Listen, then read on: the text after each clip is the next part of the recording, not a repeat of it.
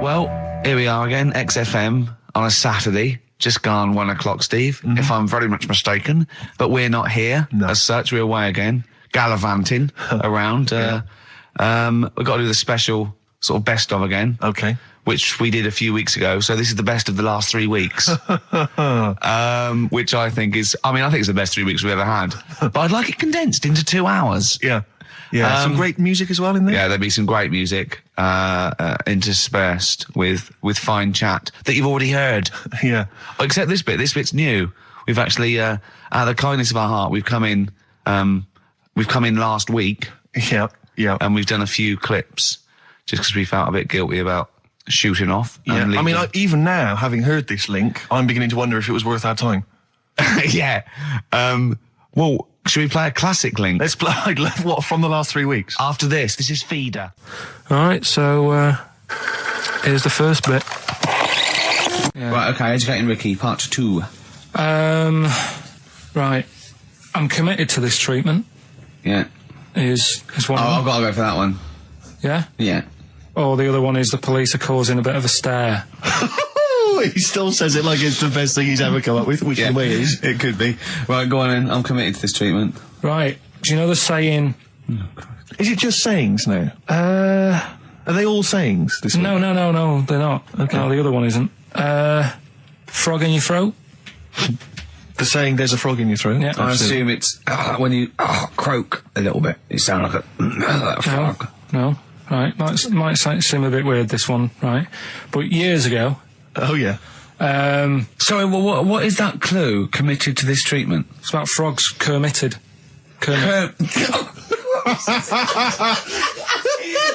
Probably works better with a K and an ER written down. Well, also, if you pronounced it Kermitted, yeah, but not committed. Committed to this treatment! Right, go on then. That's genius. So, yeah. Well, what? You go to the doctors and you go with throat hurting a bit. Right. And what they did ages ago. Ages ago? What year was this approximately? We are going back quite a bit with this one. Oh, okay, go on. And the doctor would say... did history. Imagine years ago, go on. And the doctor would say, right, keep your mouth open, I need to look at your tonsils. And the jaw would ache a bit, because they weren't as quick back then, because they didn't have the technology and stuff, and they'd have to, stare at it and study it and stuff. And, they get an achy jaw, right? Keeping their mouth open. Yeah, you get, you eat a Mars bar or whatever. So, they'd sat there, and they used to always close their mouth, and it used to annoy the doctor, right? Oh. So what they did, they used to get a toad, right, and put it in the mouth. Rubbish. Okay, keep talking. Keep talking. And that way, they couldn't close their mouth because either they'd squash it, right, or apparently you're not allowed to lick a toad's back. So the doctor would have them for breaking the law? No, but it's poisonous, right? A toad's back. You should never lick a toad's back. Or put it in your mouth, really. Oh, just stop for a second. Wait. What? Can I just ask one question? Go on, yeah, ask one question. I've got a few, but go on. Sure. My initial thought is, it sounds like a brilliant bit of sort of medical knowledge there. It's a great idea. Yeah. My only thought is, how does the doctor see past the toad? Yeah. Your tonsils? What's he actually looking at with the mouth open? Surely the toad is in the way. Hopping around in the way? It didn't say. Sorry, and my first question is, was this on the internet? Yeah. Yeah, okay. Carl, that is bollocks. That is, Well, alright then. Let's turn this round. Where does the saying, you got a frog in your throat come from? Probably because you sound a bit croaky. Probably that. Probably because you sound a little bit like a frog when you've got a sore throat. Carl, did you not question it just for a moment when you read it? Just for a second, didn't you think, that seems an odd approach? Firstly, why a frog, of all the different species? Because it's poisonous. A toad. No, a toad, so it's a toad as well.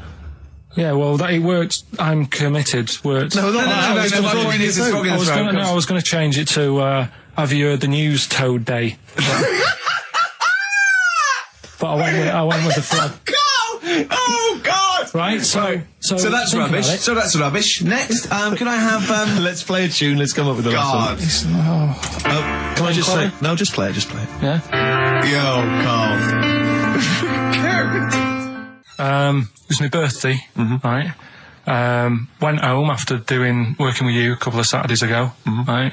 Girlfriend was like, open your card. And I said, no, it's my birthday on Monday, I'll open it then. You obey by the rules, certainly on birthdays. Birthday rule. Well, there's no point. Well, exactly, chaos leads that way. Yeah, right, so... Not an anarchist, never has been. So anyway, she was kept going on, and it was doing me head in, so I said, alright, I'll open it. Yeah. So I opened it, ticket fell out. Surprise holiday to one of the Canary Islands. So... And what was your reaction? I mean... First one was, we haven't got enough money. Right. For this, but I didn't want to ruin it, so no. So I didn't go on about that, and I said, "Oh, it'd be great." So I can't wait. So did you say it in that tone of voice? Well, it was good timing because I was tired and everything, and I'm not a big holiday fan, but the timing was right. Yeah. Do you know what I mean? It's the same as last night. I don't always like a curry, but last night you're in the mood. You get that sort of curry. You had a feeling. Yeah. You thought, and then lo and behold, like you were eating the curry. Right. It's weird, isn't it? Isn't it weird? The paranormal. Isn't it weird? They work in mysterious ways. Yeah. Ghosts. Yeah. So anyway, right? The island. If I was on with you here, I'd probably say it's a bit barren. Okay. Not much there, but if you get a hotel, you guarantee good weather. Right. Are you? No, what I mean is, it'll be a good holiday. If you get a hotel, right, the weather's always good, so you'll have a nice time. Yeah, that was a comma. Yeah, it was a Go on. And all that, and the food was all right, and everything was going all right. I was just having a nice, relaxing time. And how do you sort of spend your time on a holiday? You just lie around? Is that sort of holiday, just lying around. I bought a book. You bought a book? Yeah. Okay, ghosts? No, it was short stories, right? About it was ghosts? it was about like special days in our time and time before me and stuff. Oh, yeah. And it was like, it was telling you about how in, I think it was 1814, the Thames frozen up. Yeah. And all these stories are told by eyewitnesses. Yeah. Right? So there's some fella who was around in 1814, and the Thames was frozen, and people used to put market stalls on there, and they'd do the shopping. It was like an Oxford Street. Was that Mad Liar Charlie? No, because he's famous for that. Well, I'm sure, you know. No, I think that was Mad Liar Charlie. Right. Yeah. So I was reading that, and then after a couple of days was a bit like, boring. Yeah, you can only do sort of so much lying around and so much reading. So Suzanne said, let's go on the beach, have a walk. You ain't gone on the beach? Where had you been up to this point then? In your room? No, just like around the pool, just relaxing and having a swim and that. Yeah. So she said, let's go on the beach. I said, all right then, yeah. So wandered down to the beach, and first impressions are, it's all right, it's clean.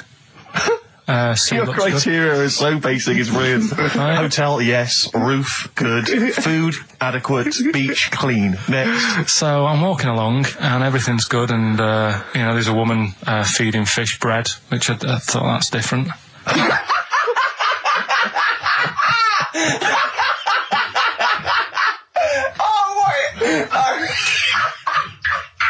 I love that. He likes originality. He loves a bit of originality. He was feeding fish bread? This woman was there, like, up to her knees in water. Yeah. And she was stood there. Was that a sea? Chucking, chucking this bread, and I thought, what's she doing? And I stood there and watched for a minute, and there was little fish coming up, having the bread. I thought, So we carried on walking, and everything's going well, and then this fella comes towards me. Everything's going well. That's I haven't fallen over. Clean feeding bread. 2 points for originality. Fella comes walking towards me. Oi. He's only got no pants on. Oh. So I said, Suzanne, what's going on? Why did he turn to her? Like she knows more than him. So she said, oh, yeah, it's, she said, yeah, it's a nudity. Is this going to be a long story? Could you pour that coffee? Can you give me that coffee over? Sorry, this is really bad. Yeah, because he's poured... Thank you. Just amuse yourselves while we sort the coffee. Thank you very much. Dave, do you want I'll have a cup of coffee, Carl. Thanks, yeah, cheers. Cold. Right, good. Okay. So... Great. Thank you. So she said, yeah, it's a nudist beach. So I said, well, why, what? I said, we're all it's all mixed up. Normally on a nudist beach, it's a nudist beach and you don't go wandering on there when you get your clothes on and that. So it annoyed me a bit, because there wasn't any signs. So this fella's getting closer. Well, the knob out was a sign. Yeah. Right, so he's getting closer. And he walked past me. It was an old fella. And he walked past and he had a hat on and a little pipe. And a big rucksack on his back. Right, so he got me thinking... Not strictly naked. I'm walking along and I'm thinking... Right, why do people want to do this? So straight away, I wasn't on holiday anymore, because most of the time when I'm on holiday, I don't think about anything. Right? Your mind's a blank. I just switch off. Right? But all of a sudden, this has got in my head now, and I turn around to look at him, and... Check out his arse. And this bag, right, I swear, it was massive, right? What? You had a massive bag? The bag. His rucksack? His rucksack. Oh, right, okay. When he said there was an old couple coming towards me, I said, what was lower, the bloke's bollocks or the woman's tits? And he said, well, that was another point, she might as well have worn knickers. Because you can see it. That's what he said to me. So you saw the bag? So it annoyed me, yeah, because the whole idea in it, this is what I think, I mean, I might be wrong, right? Might be wrong. Chances are you never have been. You never have been before. Being nudist, right? What's it all about? So I'll tell you, on that point, Carl, let's play a tune, let's come back and we'll discuss... What are you going to play? We'll discuss that very issue. We've got some ideas, we did chat about this last week, Carl, in your absence. Alright, well, we'll play the Coral. Okay. It's a good one, this. Yeah.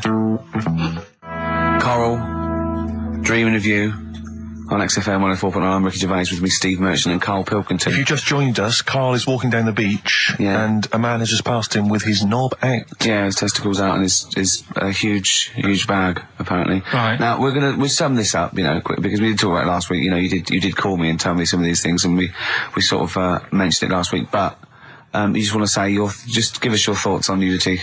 Well, what I don't understand is, right, nudity, I thought it was all about, you know, sort of being free. Yeah. Natural, letting the breeze, you know, blow around you, and that's all I can think of like the bonus of doing it. But you can get that by just having a pair of shorts on, right? Because I'm not one for getting my kit off. It's just something a bit weird about it, isn't it? Normally, if I go for a walk on the beach, I'll put a shirt on. Sure. But leave it unbuttoned. Yeah. Oh, right, yeah, tease the ladies, sure. Do you know what I mean? Yeah. But it just feels a bit weird. So it's best to cover your back anyway, because the sun... Yeah. And all good that. advice, yeah. But when I saw him, and I thought, well, right, is he doing it to sort of be free and be comfy and all that? And then I thought, but he's carrying a big bag, right? I've got a pair of shorts on, and I'm not looking at him thinking, I bet he's really comfy. Do you know what I mean? I wasn't going, I can't wait to get home and get my shorts off. They're really annoying me, these. So... and that's just it. I don't get what it's all about. Yeah. Sure. Yeah. Sure. Well, okay. Well, my advice to you is don't go to nudist beaches again. Well, I didn't go again. That was Jane's Addiction. This is the Best Of Show on XFM 104.9. I'm Ricky Gervais, with me Stephen Merchant. Yes. This was a clip show. We recorded this a couple of weeks ago. I hope you had a Merry Christmas. It's not over yet, because tonight... at 9:50 is the second part of The Office Christmas specials. It's brilliant. Watch it, and we'll be back next week live. I'm Ricky Gervais, with me Stephen Merchant. Bye. Have a great new year. Can I just tell you a story that Carl told me a couple of weeks ago? Is this another ghost story? Another spooky story? Yeah. I called him out. I was, what are you doing? He said, I've just been reading ghost stories again. He said, you don't believe in them, but how do you explain this? Right, I went, go on. He said, I'll tell you as he told me it. He went, bloke, right, just sitting at home, doing, you know, watching telly with his cat. And, the phone rings, and it's a bloke going, is that fire, in your oven okay now? 'Cause your wife called. And Carl went, well, 1, there was no fire in the oven. 2, he wasn't married. I went, right. Go on. He went, well. Then, right, there was a knock at the door, and there was 2 sort of people in sort of white coats, and they came and said, we've come about that fire. Your wife called us. He went, 1, there isn't a fire in my oven, and 2, I'm not even married. Right? And he said, and they saw the cat, and they looked at the cat. It looks a bit weird at the cat came out, nothing. He said, and then he went back, sat down, phone rings, and they said, did they sort out the fire in the oven that your wife told us about? Oh. He went, 1, there is no fire in my oven. 2, I haven't got a wife. And Carl went, what do you think of that? I went, that's not it. He went, yeah. I went, that's the end of the story. What? He went, well, how'd you explain that? I went, explain what? I thought he was going to say, a year later we got married, but she died in an oven fire. Right? I thought it was going to be that. And I went, that's what? People winding him up. Yeah, or someone did report a fire oven, and their name was Johnson, and they looked up Johnson, they got the wrong thing, it was the gas board, and they sent around to the wrong person, right? You know, he went, yeah. I said, I explained it to him, he went, yeah. Why do they look at the cat funny? Oh, man alive, Carl. This is really weird, right? I was in my house once, right, and the doorbell rang. Yeah. Right, I opened the door, and there was no one there. Yeah. Right? And then I looked across the street, There's right, and there were some kids running away. Yeah. Now, how do you explain that? Yeah. There was another time, right, where, like, I opened the door, and there was a bloke goes, "You've ordered pizza." I went, "I haven't ordered pizza." And I heard my mate upstairs giggling and putting the phone down. Yeah. How do you explain that? Carl, seriously, why did you tell me that story? What did you think that was weird about that? The fact that it was 3 different people. Is this all the information? Is that the entire story? It was 3 different people. Did you fall hassling asleep him and not read the about end? A fire that didn't happen, about a wife that didn't exist, and a cat that didn't look happy.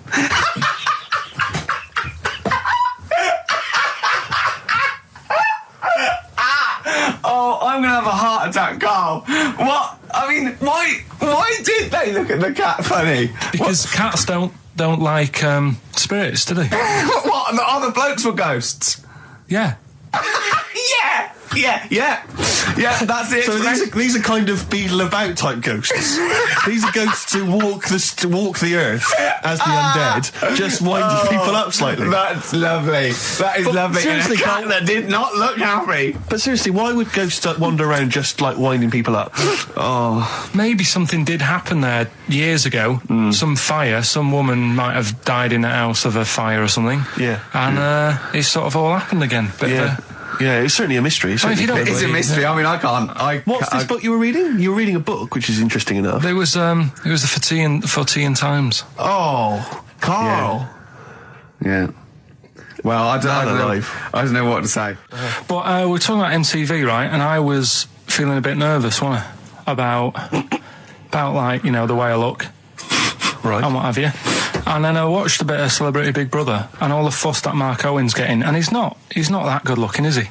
He's very. I want to be Mark Owen's mate. If anyone who knows Mark Owen or Mark Owen's listening, I want to be his mate. I think he's brilliant. I think he's a nice lad. But what I'm saying is, right, all the girls go mad over him. Yeah. And he's not that good looking, is he? Well, no, he's got to. He is in a certain way, isn't he? That sort of non-threatening. But he's not stunning, is he? Do you know what I mean? No, but no. Well, what's your definition of a stunning? Yeah. Well, who do you like? Someone who you look at and you go, God, they're good Which looking. bloke do you fancy? What bloke do you think's attractive then? So if I was into men, Yeah. in fact, you can still say a bloke's a good looker without fancying him. Who do you think is attractive? Probably. I mean, it depends what you're looking for. No, just looks. Just looks. You think it's different looks as well. Of course, isn't it? yeah. Who did you say was attractive? Who did you say was like stunning in your definition? A good-looking lad. Yeah. Good-looking lad. Oh, look at him over there. He's.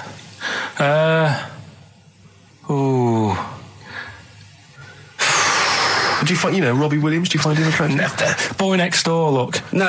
Who do you? Carl, hurry up, because it's we've only got 2 hours. Probably. I can't think of one offhand. Mark Owen is pretty good looking then, really.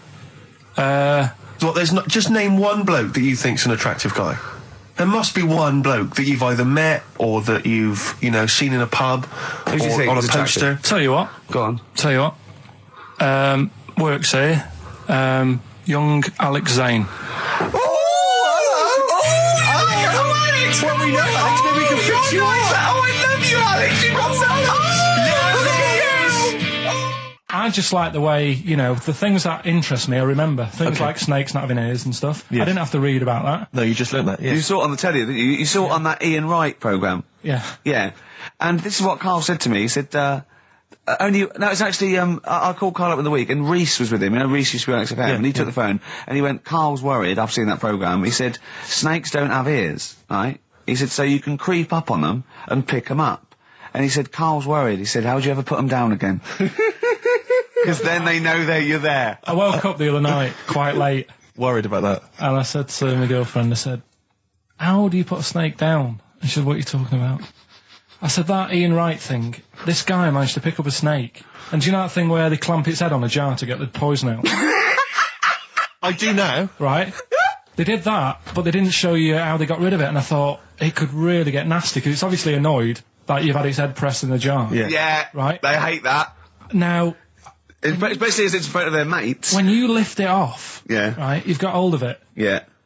If you go to chuck it down, it's going to turn on you. It's going to go wild, isn't it? So, I just wondered. Well, what you do is you never put it down, Carl. Yeah, that's why that bloke has got about 11 or 12 just carrying him. Exactly. Yeah, you never put it down. You sling it. Who cares? You just throw it, don't you, really far? That's not that. I don't think you should throw. But Carl, listen, don't worry. We're not asking you to get involved with snakes. Like I said to you though, the reason I did this was to get that kitchen, right? Now, brilliant. As we speak now, right? Builder's in the flat. He's been annoying me. Of course he has. Of course he has. What's he been doing? Well, when he turned up on Monday, right? Yeah. Wanders in, and the first thing he says to me is, said, "The pub across the road, is it any good?" I said, well, it doesn't matter, does it? You're working on the kitchen. Think of saying that to a builder. Probably making conversation. Probably meant, do they do a toasted sandwich? Because I've got a half-hour lunch break. Not an hour, like Karl Pilkington. So I'll probably go and get a nice, cheese and tomato sandwich. Is that genuinely what you said to him? Yeah. The first thing you said so to him? Suzanne had a go at me saying, why have you said that? He hasn't even started on it yet. I cannot believe that. You're unbelievable, Carl. And you say it's us that are rude, crass, I wasn't being thoughtless. rude. I just was letting him know. Do you know what I mean? I know what He they're up knows to. what he was there for. He had it down on his little docket. Do the kitchen this week. He didn't come there and go, what did I come out for? Was it to go to the pub for a week? Why am I wearing these overalls? Yeah. Who's the little bald mank twat insulting me? Let me just check. Let me call the head office. I wasn't having a go, though. I mean, they should have finished it yesterday, and they're there now, right, on their own. And what annoyed me is they turned up late today. Hold on, Carl, I've just realised something. They're probably listening to the radio. This, I assume, tuned to XFM, isn't it, in your kitchen? Yeah, but they don't know it's me, do they? Do you know what I mean? No. They'd go, he's got a whiny mank voice as well. So's the bloke who owns this place. And the bloke who owns this place, when I said, what's that pub like across the road, said, well, you won't be bothering that. He's working on this. No, he won't be able to put two and two together, will he? You've suddenly, the penny's dropped, doesn't it? You've suddenly realised. Look at his face! Yeah. He's suddenly realised they might know it's him. And they could be listening, and they're going to clean you out, mate. Oh, if you are the builder working in, where is it? I won't say the address, but it's... Central London, isn't it? Go mental. Have whatever you want. Opposite that pub that you like, He'll probably be in there now, so he won't be listening. Or insulting a British workman. He should have been in today. Mental. He should have been at 8 this morning, Just which annoyed me anyway. mental. Why, I really don't understand why they've got to start so early, right? Yeah. But he said he'll be there for 8, turned up at 9:30, right? Wanders in, and what annoys me is, he could have left all this downstairs. He had a paper under his arm, one of those crossword books, and a pot noodle. Now, I'm not being funny, but most of them take quite a bit of time. A crossword book, he's not happy with just the one that's in the paper. If you're listening, if you are the builder that's listening now, doing Karl's flat, what about pissing in the laundry basket? All right, this is Karl, the producer of Ricky Gervais and Stephen Merchant on XFM 104.9. We're playing out some of the best bits. Hope you're enjoying it. Here's another one. So let's take us back a few steps, Karl. What's the story? Right, so I did some research. Right. Let's just recap again. There was a guy you read about who had his head chopped off. He was guillotined. Yeah. He had said to the people around him, I'm going to blink once I've had my head cut off to show the brain that life, can still... Or the brain can continue to work after death. Okay, so we queried that. So you weren't having any of it? Well, no, possibly for a few seconds till the oxygen stops being fed to the cells because the blood has drained away. But, nothing spectacular. So go on. Well, along the similar sort of lines, right? This is quite a few years ago. This fella sort of upset the royal family doing something, right? So they said that this isn't good. It wasn't Ben Out under that Jubilee thing, was it? I can't remember what it was. And they said, right, that was terrible. We're gonna cut your head off. You gotta show people like you can't be doing what you've been doing. What was this? The 1970s? When you say a couple of years ago, you mean maybe sort of... Was it the olden days when the phones weren't very good? Ages ago. Yeah. Ages ago, sure. So yeah, fair enough. Yeah. So... Very philosophical. Yeah, imagine that when you wasn't here Take your head off. This was literally ages ago. Yeah, exactly. Yeah, Simon Sharma's History of Britain. Yeah. Oh, and even before that, which is yonks before, when it was all mental and different. Sorry, Karl, go on. So he's having his head cut off, and he's resigned to it. It's the day before. He's kind of got it into his head now that I'm not going to have my head much longer. Sure. So he said, let's make use of this. Yeah. He said, I wonder how long, the body can stay alive without my head on it. right? So they were like, oh, I don't know. So, Hoover. So the jailers? Whoever he was asking. These jailers with one eye. Yeah. Get out, pal. So he said, no, wait a minute, I've got an interesting scientific experiment, jailer. Well, fair enough. What is it? So, he said, what I want to do, right, he said, surely it's my last right. I'm going to be dead tomorrow. Sure. So, let's do a test. He didn't draw it out this long, did he? Yeah, he said, let's test this out. He said, do us a favour. He said, it's my last day. What I want you to do is, you're going to cut my head off. Let's put a white line on the floor.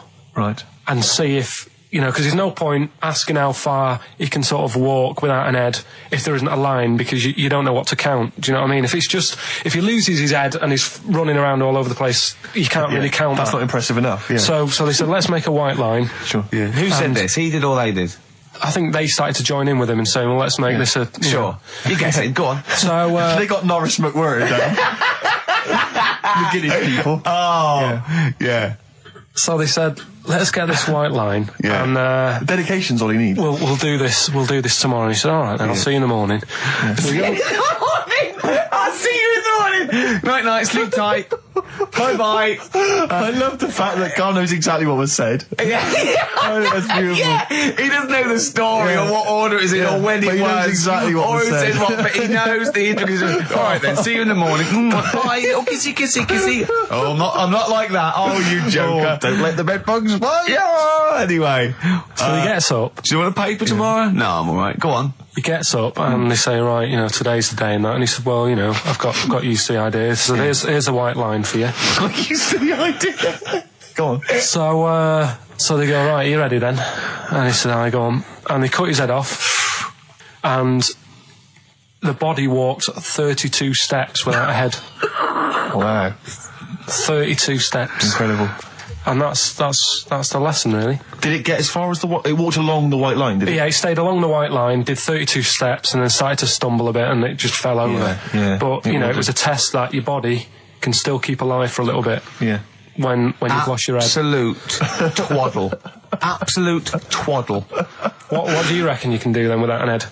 How many steps? Nothing. There'd be muscular spasm, right? Yeah. It would twitch a bit. You could not distinctly take 32 steps. The body don't. Yeah. Is the doctor still on the line? Yeah. The fella that bought 6 parrots. Yeah. And you could have 32 steps. Right, so you don't believe that. Doing a bit of line dancing. Right, you don't believe that, but something that you do believe that a cockroach can live a week without an head. It can. Slightly different kettle of fish there. Why? Wow, insect to human is what I'm thinking. Yeah, that difference. There's not that much difference in some insects. Do you know that a snake has a heart and lungs and kidneys and stuff? Go on. No, well, I'm just saying. So? You're making out as if they're a totally different, species. I am making that up. I mean, call me old-fashioned. Do you know what you're talking about, mate? I don't want you embarrassing yourself, Rick. Yeah, I am suggesting they're totally different beings. Yeah, that is, yeah. Now, Carl, the cockroach is a very different thing. The interesting there is that it lives without its head, because a lot of it's on, there's some of them are phototropic, chemotropic, some of them just literally have, irritation and muscle memory. I mean, they do have a central nervous system, but it's very different. So if you lose the head, it bypasses a lot of that anyway. All this is running around. The reason it dies is because it can't take on water. But it's very different to a man, right, having consciousness and then losing that, and the body still going, no, I think I remember what I was going to do here. Yeah, so I'm going to carefully walk 32 steps along this white line. Imagine you just looking down going, oh, missed a bit. Yeah. Maybe the head was in the corner going, left, left, left, oh, he's now, Well, let's just put it out. I mean, if anyone listening has maybe had a relative beheaded, maybe in a horrendous car accident, but they got up, maybe they went for a walk, they had a little chat before they passed on. Carl. Get in touch. Carl, you are my favourite being. You are my favourite species. Now, you, Carl, may not be particularly different genetically from a cockroach. You are. Why can cockroaches do that? Why whoever made them went... Let's play a record. Do you know what? When I told him this fact, I send him little facts on text messages just to inflame his, interest. I just sent him a cockroach can live 9 days without its head. He texted back, "What's the point of that?" Yeah. What's the point of They're that? not doing experiments, these cockroaches. He's a boring last week to have. And he went, and on top of all that, you're thirsty. So it's the worst week of your life, isn't it? That week without your head. Play a record. Play a record, Carl. Competition time next. Oh, look at his little face. Look at his little You've not heard face. Carl's competition. Oh, he could do with that, Ned. Right, Carl, it's a questionnaire about happiness. Oh, yeah. There's one person... Well, that should answer it right where. The first question, Carl, on a happy scale of 1 to 10, where are you on the happy scale? Is it at this moment or in general? Well, I would say generally. Okay. Yeah, but you don't always have to, like... I mean, I think I'm happy in that, but I don't always show it. You never show it. No, but it doesn't mean I'm not happy in that. Like, I'm all right at the moment. I'd say I'm probably on a... It's probably on about an 8. I was probably at about a 9 when I woke up, right? And then sort of fell out with Suzanne over a haircut. Yeah. Right? She went for a haircut and came back with something that I didn't like. Sorry, what did you say? So when your girlfriend walked to the door, she had her hair done, you said, I don't like it, alright? Well, she could tell by the look on my face. But don't you say, no, I'm happy with it, I just can't tell. I'm loving it. Because then she might have it done again. Oh, Carl, I just cannot know. get over you. I really can't. No, but you haven't seen it. Right? Oh, So then I was fed up, but then I thought... Sorry, what authority have you got to talk about haircuts? yeah, you had the officially from a barber in Manchester above a railway station in a shack, it was £2 a cut, told you had the hair of a Chinaman. Well, you wish you had the hair of a Chinaman now, you got no hair. You're a little bald mank with your mouth open, so don't... Is she listening to this, Suzanne? Sitting at home with a woolly hat on? I don't know. But she knows now, doesn't she? What did you say? What words did you did do say? about it, I just though? said you look like someone out of Slade. Interestingly, that's what I look for in a girlfriend. Oh, God! Which one of Slade? That one with the funny... Not Dave Hill. Yeah. The one with the crooked fringe and the goofy... She had her teeth done as well, did she? She had 2 front teeth put in. Dumper. So anyway, So prior to that, you're on a 9. Then you saw the haircut, you're on an 8. Yeah. yeah. And Now then, what you on? I'm probably on about a 6 at the moment. Why? What's happened? Well, while Star Sailor was on, bit more head squeezing going on. So, yeah, about a 5 or 6. So generally speaking, what would you say you're on? About normal? 4. You're on a 4 normal. Alright. What would you give someone who wasn't very happy? What would you give them? What are you thinking, Carl? Depends why they're not happy. They're low, okay, so what would you give them? I mean, yeah, depends, doesn't it? If it's someone who's just lost their arms and legs in an accident, you don't give them a lollipop. Sure, or some mittens. Yeah. You give them a hat. Yeah. Yeah. And dare I say it, a smile. A skateboard. Yeah. Yeah. I don't know. You don't know. You got to answer the question. Alright, so hang on, let's assume that you've upset your girlfriend because you slagged off her haircut. What are you right? gonna do now feel to go and guilty. make her happy? How are you going to cheer her up? And not buy her a baseball cap. I don't know yet. I haven't thought about it because I've got this to sort out, haven't I? So when I get home, get her some gel or something. Oh, God! Oh, Christ. Oh, that's a wonderful, wonderful clip, and Yeah. a great record that preceded or followed it, I'm not sure. But, Oh, dear. could I make some dedications? Yeah. Because last week, just before we had to come in to record this, I popped out trying to get onto the tube, and I had a nightmare because there were millions of protesters, so-called protesters. Now, a lot of them obviously doing good work. There was one fella, I think you'd have appreciated it, because I know you are very politically active, and I think this guy has really studied hard, and he's realised the best way to make his voice heard on the international political stage is to ride around on a tricycle wearing a jester's hat. He was really shaking up the bloody government. I wouldn't want to be George W. Bush about now. Not indeed. Once he sees that. Once he sees that guy. Imagine his aides rushing in and going, George W., look at this guy. Where's that? That's in London, England. Okay, call off the forces. Is that a large tricycle? Yeah. Is he wearing a nappy? Get me Colin Powell. Why'd you call him Colin, not Colin? It's the way he likes it. Don't about. Just call off the troops. There's a in a jester's hat. Call the troops off. Just bleep some of those bits. Well, we're running out of time. We've got to get on with the show. It's near the end. I hope you enjoyed it. I hope the scientists stuck in a big, I don't know, hut in the middle of nowhere in pitch darkness, 10 of them. I imagine they've been fascinated, Rick, by the finger up the arse discussion. We had Chinese don't age well, gingers, all that. The big fat kid. Well, actually, they're probably secure in the knowledge that if they want to kill some time and it's dark, there's nothing better than stick your finger up someone else's ass. Exactly. So enjoy that. But they've been hanging on for Rockbusters clues, I imagine.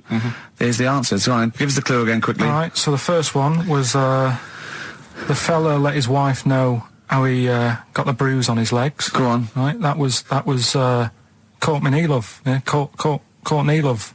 So that's Courtney Love. So that's the first one. CL. So that one's fine. The second one, that Potter. What am I doing? Letting that one go? Just let it go. Just let it go. Am I just letting that go?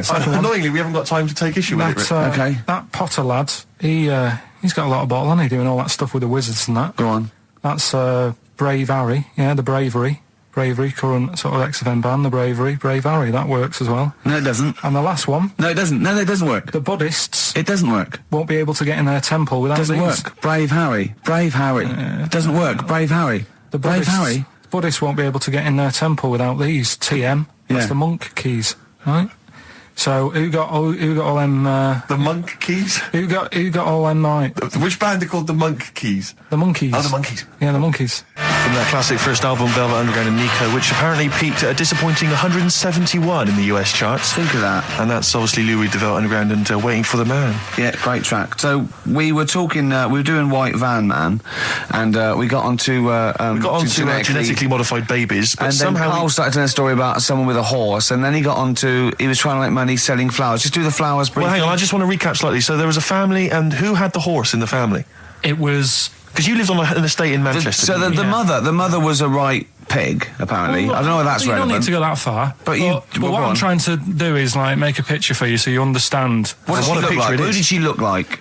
Bit of a, and no disrespect to her, bit like Pauline Quirk.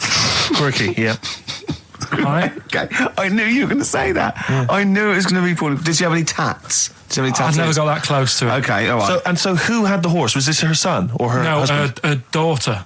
Her daughter had stolen a horse? Yeah, from, I don't know where. I think there was some stables down the road or something. And they kept the horse in the house with them? They kept it in the house. Did they didn't get have caught? it for long. No. Sorry, and you said you were in the house one day and you saw the horse in there? What happened was, I was, they did this thing at school about raising money for charity, right? For some local charity. And they said you can do anything to raise money, and they came out with all these ideas, and I thought, that's good. What was the charity? I don't know. I thought, forget the charity. Yeah, that's just a good way of making ideas. So, you're a charity. So I asked my mum for some, she used to have a lot of flowers around the house. Sure. I said, can I just take some snippings off them? And I'll go and buy some plastic cups. And got some soil out of the garden, planted the bits of plants in them. Yeah. Got a tray. Yeah. Had about 25 plants on it, selling them for 25 pence each. Excellent. Did you sell any? Yeah, so loads. Did you just cut? You didn't just cut them and stick them in the soil? Yeah, they want to survive. Oh. But I think people sort of thought, good on him for trying. But anyway, so I went round to theirs, because I thought their house could do with a bit of colour and stuff. Yeah. Because it's a bit rough. So as I went... The horse went, thank God for that breakfast. They've been feeding me kitty cat. So I got up to the door, and they opened the door, and it was one of them houses where... no carpet. Yeah, a horse in the living room. You know. We've all been there. And the horse was walking around the living room. Oh. I looked quite happy and everything, because I always say that about animals. Black Beauty was on.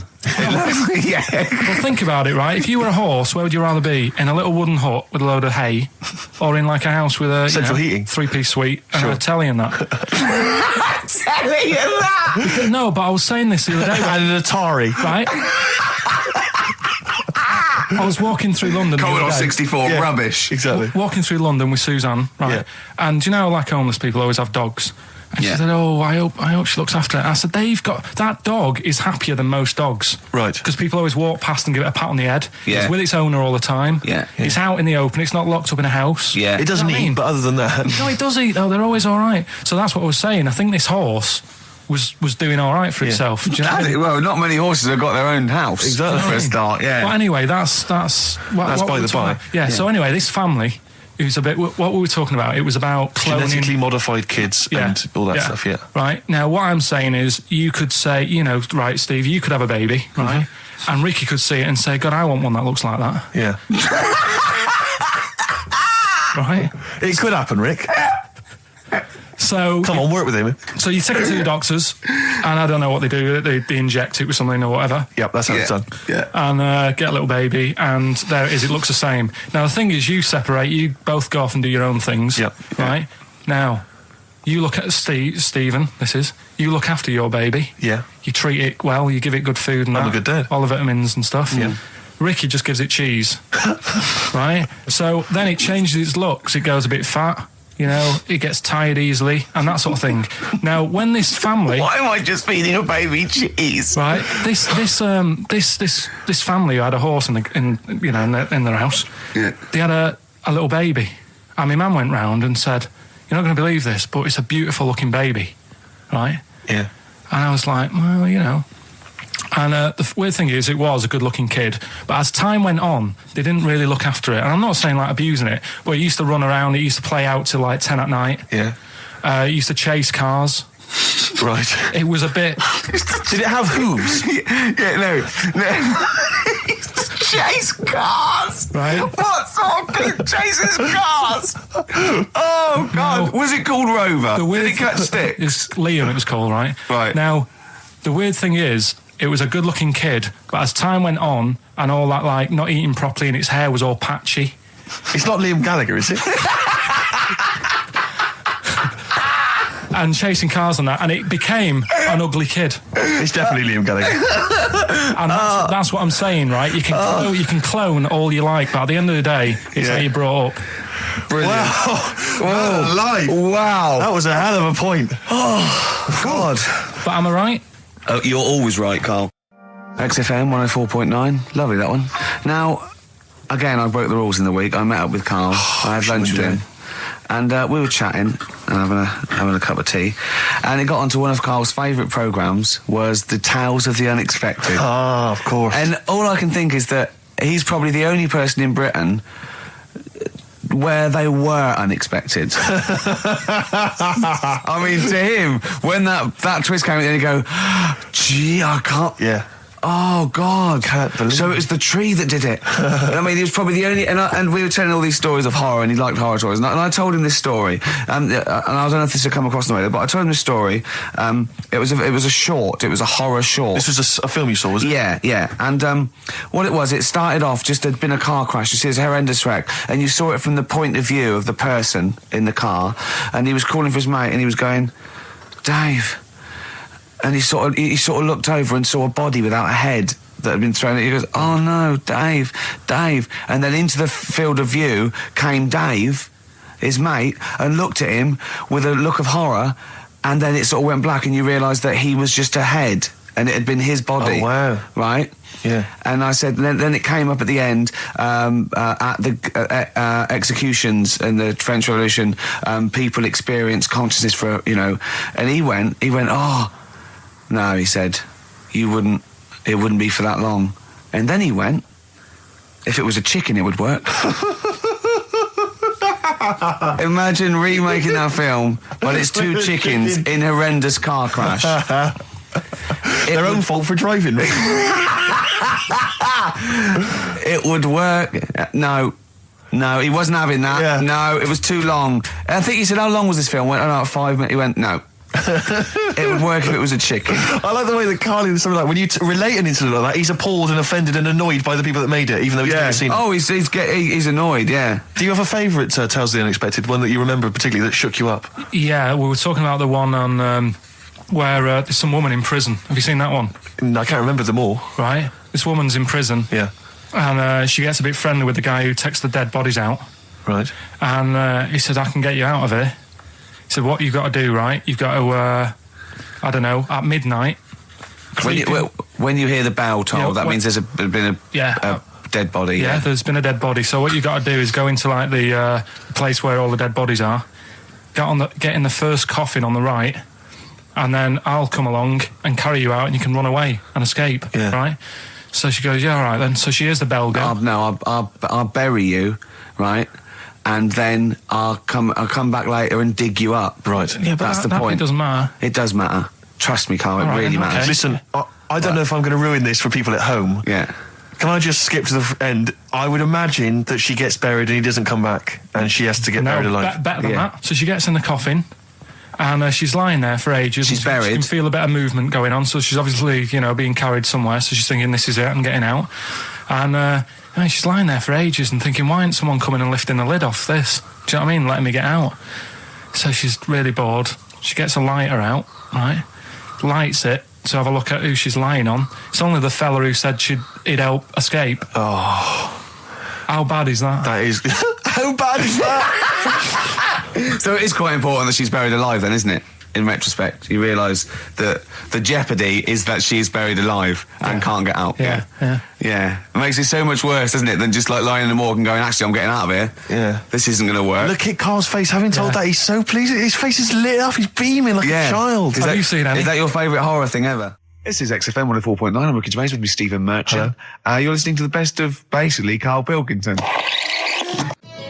Avalanches, frontier psychiatrists. Absolutely. Well, we've had lots of emails. People, obviously, we inflamed and provoked about the Cornish pasty. I've got a couple of amendments to that. The crusty bit, is actually as a handle, because obviously the miners had dirty hands, and they'd eat all the stuff in the pasty, and they'd be left with this sort of crust, and they could throw that away. Mm-hmm. Also, someone told us that at one end was an apple, so you'd have a little sweet as well. A dessert. So, there you go. You noticed how, over the years we've been doing this, way back when we started XFM, no one ever contributes when we ask about the music, when we ask about hip-hop, or their, opinions on that, anything important. But start talking about pasties. Yeah. We've had about 5 phone calls. Yeah. And someone phoned up to confirm. They used to work for Upper Crust, and basically, Carl got all excited. So it is true. Well, I don't know if it's true. I've read the same sign you did, Carl. Interestingly, there's an email here that says, which basically offers a history of the baguette, and talks about after the revolution, the government decreed that all of France must eat the same bread, and it was up to the bakers to bake this bread of equality. And then Napoleon kind of made sure it was a particular, he kind of set in. Obviously on the bread you can eat anything you find in the garden, frogs, snails, bits of horse, but squid. The interesting thing is, Rick, that there's no mention of sticking it down your trousers whilst going to war. The French have tried to keep that secret for over 100 years, It was only Steve. the upper crust people. Nearly 200 years, that is a top secret. Somehow Euston Station upper crust got hold of a document, left behind in an old sea chest, possibly Napoleon's, could have been Josephine's. Unfortunately, jotted it down. He's kicking himself now. Oh, Secretary, I cannot believe I left a note. If he talked like that. He did. He did that, yeah, he talked English, but in a very funny French accent. Do you remember, there was one thing that, talking about funny French accents, you remember Allo Allo? Yeah. Remember, it was on about 5 o'clock in the afternoon, but they still made, because it was a funny Frenchman, it was that English guy who was posing as a French police officer. It's very complicated. He would often walk by, and I remember there was one where he said, I was pissing by the door when I heard a shit. Oh yeah. Now that's passing by the door. I'm allowed to say Passing that. by the door when I heard a shot. That's what he's saying. I'm allowed to say that at 2 o'clock because I'm just saying I'm talking in a French accent. Yeah. I was pissing by the door when I heard a shit. Yeah. That's fine. Yeah. Because I'm speaking French, Carl. Do you know what I mean? That's the rule. Right, okay, educating Ricky. What have we got? Airy Chinese kid, go on. Right, yeah. This is the... I didn't want to do this. Really? You didn't want to do it? Well, I wanted to give you 3, and I gave you one. It was like the alien man gets a beard or whatever. Yeah, which was total rubbish, so this one should be better, maybe. Hairy Chinese kid. Right, well, we've talked about airy people in the past. True enough. Aren't we? Yeah. The little kids who grew up in woods and hung around with wolves and that. Yeah, again, you're confusing it. Yeah, they're not, there were some people that were born... very hirsute. They were not the people who were brought up with wolves. Yeah. You just put that together in your Homer Simpson type mind. Right, well, this is like a sort of close to that sort of story. Yeah. But the weird thing is, right, Chinese people aren't that hairy as a nation. No, seriously, that's a well-known fact. They don't have that much body hair and stuff. Okay. So this little kid who was born over there, he was like covered in stuff. Was he? And it was only his nose that wasn't hairy. The rest of his body was caked in hair, right? And his hair sort of What grew. sort of hair was it? Was thick hair. No, what I mean is, was it sort of like a pony's mane, so he just looked like an Ewok? You know what I mean? Just like hanging down sort of straight, dark hair. In the picture, it looked like it grows from his eyebrow. It grows from his eyebrows quite thick, and then it just goes all the way over his head. You don't think it was just really long eyebrows that he'd done a comb over? No, it was all over his body. It had a picture of like his back and that. Yeah. And had he styled it? Had he styled it at all? Did he have any quiff or? No, it was just hanging all over him. Yeah. And they were like, this is a bit weird happening in China, where we're not normally that airy. That was the scientist speaking there. Yeah. And the local press and that were getting him down, calling him Monkey Boy and all this. Oh. And thinking Chinese press. But the doctor, Yeah. Oh. They're cruel, aren't they? The It's like those game shows. That's Japanese, isn't it? Yeah. That's what. Yeah. and the doctor said, I was talking through all that time while we were just like talking to each other then. Because I turned round and I still saw he was talking. So anyway, the local press came in to see the hairy boy, the monkey boy. and they were like being tight, taking the mickey out of him, and the doctor said, Throwing him nuts. said he's only airy. Said he's a healthy young kid. The only faults he's got is he's got a little bit of eczema and a boil. And he said everybody should just treat him the same, and I think he grew up a healthy kid. So that's the That's the end of the story. That's not a story. why. But I've got nothing. I don't know what to say to that. So someone in China was born slightly hairier than the rest, and he was normal apart from eczema and a boil. That to me isn't a story. But if it is, I've got a million. I mean, it's sort of like bloke from Manchester went a bit bolder than the rest, got a job on radio. He was normal. I mean, that's not a story, is it? So, would you like to start on your to Steve, because I've heard all these. We won't do them all. Well, we'll start off with the Mr. Freeze. Tell Steve the story of Mr. Freeze. This is the first time he nearly died. This is the most serious of the lot, really. So, what it was, do you know, like, don't know if your mum and dad did the same thing, but like they do the weekly shopping on like a Friday. Yeah. So when you got to Thursday, there wouldn't be much stuff left in the cupboard. It'd just be like, your Jacob's crackers and stuff like that. So when they'd been to the supermarket and they came back, I was like, what's that saying? Like a pig in. I loved it. It was like loads of food coming in, loads of biscuits. What is that saying? He nearly said pig in shit. Right. Is that the saying? Yeah. Right. So yeah, all this food comes in. Thank God he didn't. Otherwise he'd have been in trouble. That's true enough. Because he's culpable for our actions, because Exactly. he's the producer. So technically, that twat's in charge. Go on. Right, so anyway, there's loads of food, and I'm like, oh yeah, look at this, and chocolate biscuits, and, penguins and stuff. Bacon. And bacon. Just in case, you never know. So anyway, my mum and dad's putting the food away. Me and our kid are like, he's already grabbed something, gone back upstairs. It's like feral children. It's like a quest for fire. And then they run upstairs. What did he just sit under the bed, gnawing at some sort of pig's trotter? So I saw, do you remember Mr. Freeze Pops? I do, yeah. So they're kind of like popsicles, icicles. Yeah, but really long, like a foot long, right? Yeah. So I thought, I'll have one of them, so I grabbed it. Went for the nutritious stuff first. Absolutely. And like my mum and dad are putting this stuff away and what have you. And I rip it open and knock it back. Right, straight away, just right back like Swallow that. It, right, yeah. But it went down the wrong way, right? So What's down your shirt? So I was like, oh God, I can't breathe. And my mum and dad didn't even know what I'd ate. Do you know what I mean? I ate it so quick. Yeah. And I'm sort of tapping my mum on the back, going, and she's going, oh God, he's choking again, because I was always choking. If it was one thing, I don't know if I've got like a small throat, but I mean, even Ricky knows I can't drink that much, can I? Yeah. Do you know, or eat pebbles. I'm not a quick drinker. I'd always, I think I'm scared of like swallowing stuff. Yeah. And it was like bottle tops and mint imperials and stuff. I was always choking on stuff. Oh, jeez. So anyway, she's going, oh God, what's he picked up on it now? Drop it. So, hit his nose with a stick. So I was going, I'm choking. At this point, my dad had I think he'd put his share away, his food away, and he'd gone. His share, I love it. Yeah. He'd gone to watch winner takes all or whatever in a lounge, and I was in the kitchen, and I was starting to I didn't care anymore. Do you know what I mean? I just got to that point where I wasn't struggling anymore.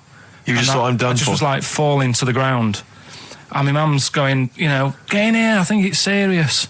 And my dad comes in and sort of starts shouting at me, saying that's what you get for being greedy.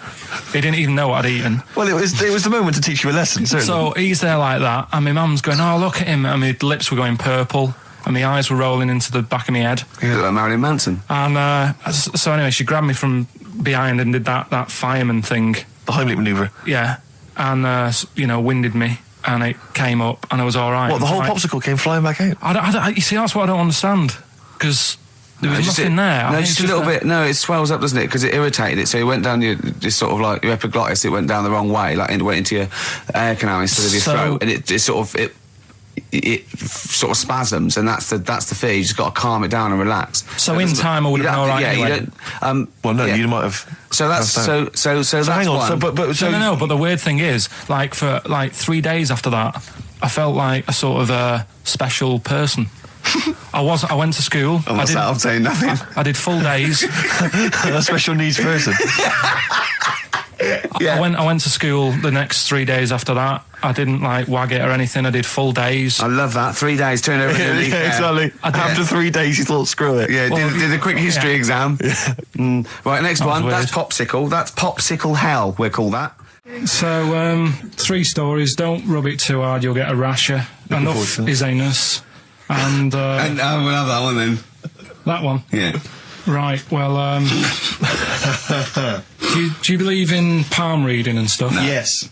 Sorry, yes. Yeah, of course. Sorry, I forgot. Yes, of course we do. Mm-hmm. Right, well, there's a fella who, he used to do palm reading. Oh, yeah. But a lot of people, he found that when he went up to him in the street and said, do you want your palm reading? He was like, a lot of them were like, you know, oh, I'm a bit ashamed of my nails and stuff because they're a labourer or they're a cleaner or something like that. I know a lot of labourers are slightly embarrassed by their nails. Yeah. No, but... Yeah. So he found look at my bloody hands, Reg. Well... That's that hod carrying. Did I ever tell you that? Did I ever tell you that I got picked at school to make tea and serve biscuits to old people because I've got good nails? No, go on. Is there any more to the story? Well, that's about it. I mean, we used to do I think the head teacher must have been getting something, maybe getting his mum in there for free or something in this old people's home. So he offered the kids at the school, he said, right, all sit at your desk and put your hands on the table. And everyone did. And he walked past mine and he said, not bad, not bad. Yeah. And he said, you've got the afternoon off. You can go and serve biscuits and tea to the old people. What did you say? I said, all right then. Was that? Yeah. Good afternoon. But anyway, so these... Yeah, what did he do? He just sort of walked around and went, you all right? Do you want bourbons or digest? I bet you get on with old people, wouldn't you? I'd love to see... Maybe especially the senile ones. Yeah, no, but I'd love to see you on VH1, just in a link. They just go, you know, they've just played Robert Palmer, right? And it comes to you in a little park, and you just sit next to an old lady, go, all right? And you go, yeah, not too bad. You go, what do you think of London? Crap, innit? And she goes, yeah, it's awful, innit? And you just have a talk, and you go, right, well, she doesn't like it, in excess. Yeah. That's what I'd like to see. I still think my idea is better, but... So what are you going for then? Oh, you've picked one, haven't you? Yeah, so this fella... So there's palmists going around the streets... Yeah, he's going round... and randomly trying to give palm readings. They're losing money, hand over fist. Yeah. Right? So, they said, he's what he's done, he's reading people's, bottoms now. Sorry, whoa. You just, I didn't quite follow that. He was a palm reader, that wasn't making money, so now he's going up to people in the street and saying, can I see your arse? Basically, yeah. So from being a palmist to an arsonist? Well, they just, that's what he does. He said the same sort of lines and that you get on your hand, you get them on your bottom, and he can read them. Right. Yeah, he's not a pervert or anything, or making up as he goes along. No, that's it. That was that. So, sorry, if a man came up to you in the street and said, can I have a look at your arse? Can I read your arse? You'd drop your trousers, would you?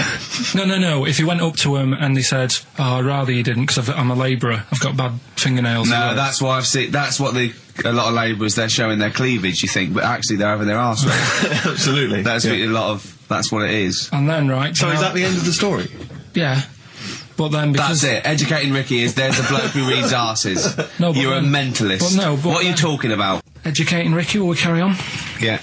Right, you've got left. Don't rub it too hard, you'll get a rasher. And will it like fellas or will it like women? Well, you said wool before. Yeah, will it. Go on then, I'll have wool it. Right, now this is similar to the one you were talking about before, right? They found out that, scientists. Oh, yeah. I've found out 17th century? that, like now, 1 in 10 rams are gay. 1 in 10 rams are gay. Yeah. Yeah. So that was like, wool it. That's how I could get that in. They got a load of gay and straight rams. Right. They worked out which were which first. They said, right, that bunch there is a gay bunch. They looked better, they just had more pride in their appearance. And the other ones, the straight ones. And then they gave them to this scientist and said, right, go on, do what you got to do. And they took the brains out of all of them. Just to check. And they did tests on the brain, and it worked out that they've got something smaller in the brain. The gay ones have got something in the brain that makes it smaller. And they said, right, well, that's probably how it's going to work on males, on like males and females and like humans. So you took from this that gays have smaller brains than straight people? No, there's something in the brain. Right, go on. So if someone's saying, oh, I'm a gay, or they're not sure or whatever, they will now be able to find out. So you can go to the doctor and to find out if you're straight or gay. Is there any gay in my brain? Let's have a look. Do. You've got a little bit of a gay in you, yes. A little bit of gay in there. Yes, you've got the, you've got a little bent cell there. Well, that's why they did it, anyway. I don't understand how they could differentiate which was straight and which were gay to begin with, before they then gave it to the scientist. Wasn't that what the scientists figured out? How could they tell? There's one theory that it's genetically determined. There is one. There is a theory that's genetically determined, but I don't think it's as easy as pulling a sheep's brain apart and finding a little pink sort of like blob in there and going, right, we've taken the gay out and now he's going to go and shag some ewes. I don't think it's that straightforward. Although homosexuality does occur at a similar sort of rate in animals, I think. Yeah. Yeah. So you knew that, didn't you? So that's that one. I mean, I just like the idea of the farmer figuring out which is straight and gay. Well, that one's wearing quite a camp-looking neckerchief. So I'm thinking maybe he's gay. Is that? Yeah. I love the fact they can. That one's a big fan of Sophie Ellis-Bextor. Yeah. They would. They put on ABBA and see which ones dance. Exactly. That's how they. Which one? Yeah. Put on like Barbara Streisand and see which ones sing along.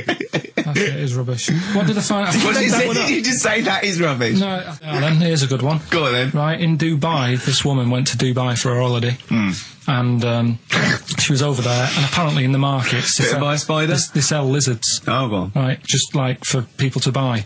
So she buys one, not knowing that you're not really meant to take him out of the country. Sure. Puts it in a bag. Yeah. As you do. What have you? And then she gets to the airport when she's going home. She's thinking, I can't really leave it in my bag. Yeah. So she puts it on her head. On her head? Wears it as a hat. She wore the lizard as a hat? Yeah. People on the plane were just like, yeah, everything's fine, they're doing the cross checks and that. Yeah. Have you got your seatbelt on? Yeah. There's a woman there with a lizard hat. Everything's going well. She gets off the plane at Manchester Airport. Lizard sticks its tongue out. Yeah. The air hostess says, what are you doing with that? She goes, I've had it. Lizard said, I just found her in Dubai. They said, I've had this with me all journey, and they said, well, you shouldn't have done, and they took it off her. Yeah, I think that is true, actually. Yeah? Yeah. So what about that? Yeah, good, yeah. That educated me. Right, what, any more? Well, what's that taught you? That's taught you, be careful when smuggling lizards back as some kind of hat. Yeah, just say, lizard, keep your tongue in, you twat.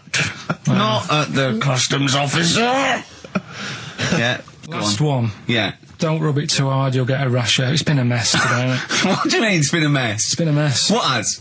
This. What? The show? Yeah. How has it been any worse? It's just all over the place. There's no sort of, it's not tight like it normally is. And she'll be going away with this, thinking that's what the show would be like. She listens to the show, she knows it's a shambles every week. Go on. Well, don't rub it too hard, you'll get a rasher. Yeah. Do you know the saying, ham it up? Yeah, go on, yeah. Right, well, do you know what it means? Well, it means to overact. Right. Well, years ago, with actors in musicals and stuff, the actors used to look pretty ill on the stage because they didn't have proper makeup and that. Right. Right. So what they used to do to make themselves look rub their face in pigs. Well, they got bacon, rubbed it on the face, and it made the face a bit sticky because of all the the pig fat and bit of lard and stuff like that. And then they'd go and get some bricks. Bricks? Yeah, house bricks. Rub them together, make some sort of red dust from the brick, and then put the dust on the face. And the fat and the lard and that would make the dust stick to the face. And they'd look well under the lights.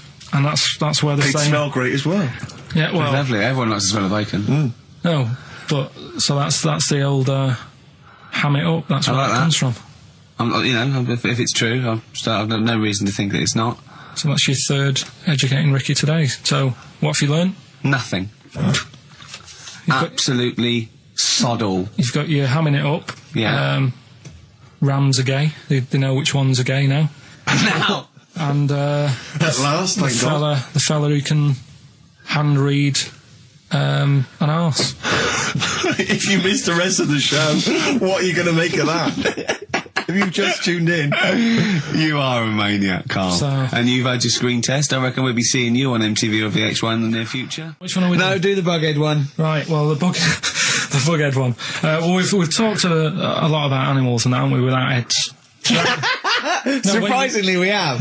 I think a disproportionate amount on it. If you're a new listener, and this is the first time you listen, you'd be surprised. Yeah, we've done all that. We've covered worms. The way if you cut their head off, it grows back. If you don't cut too high above its neck.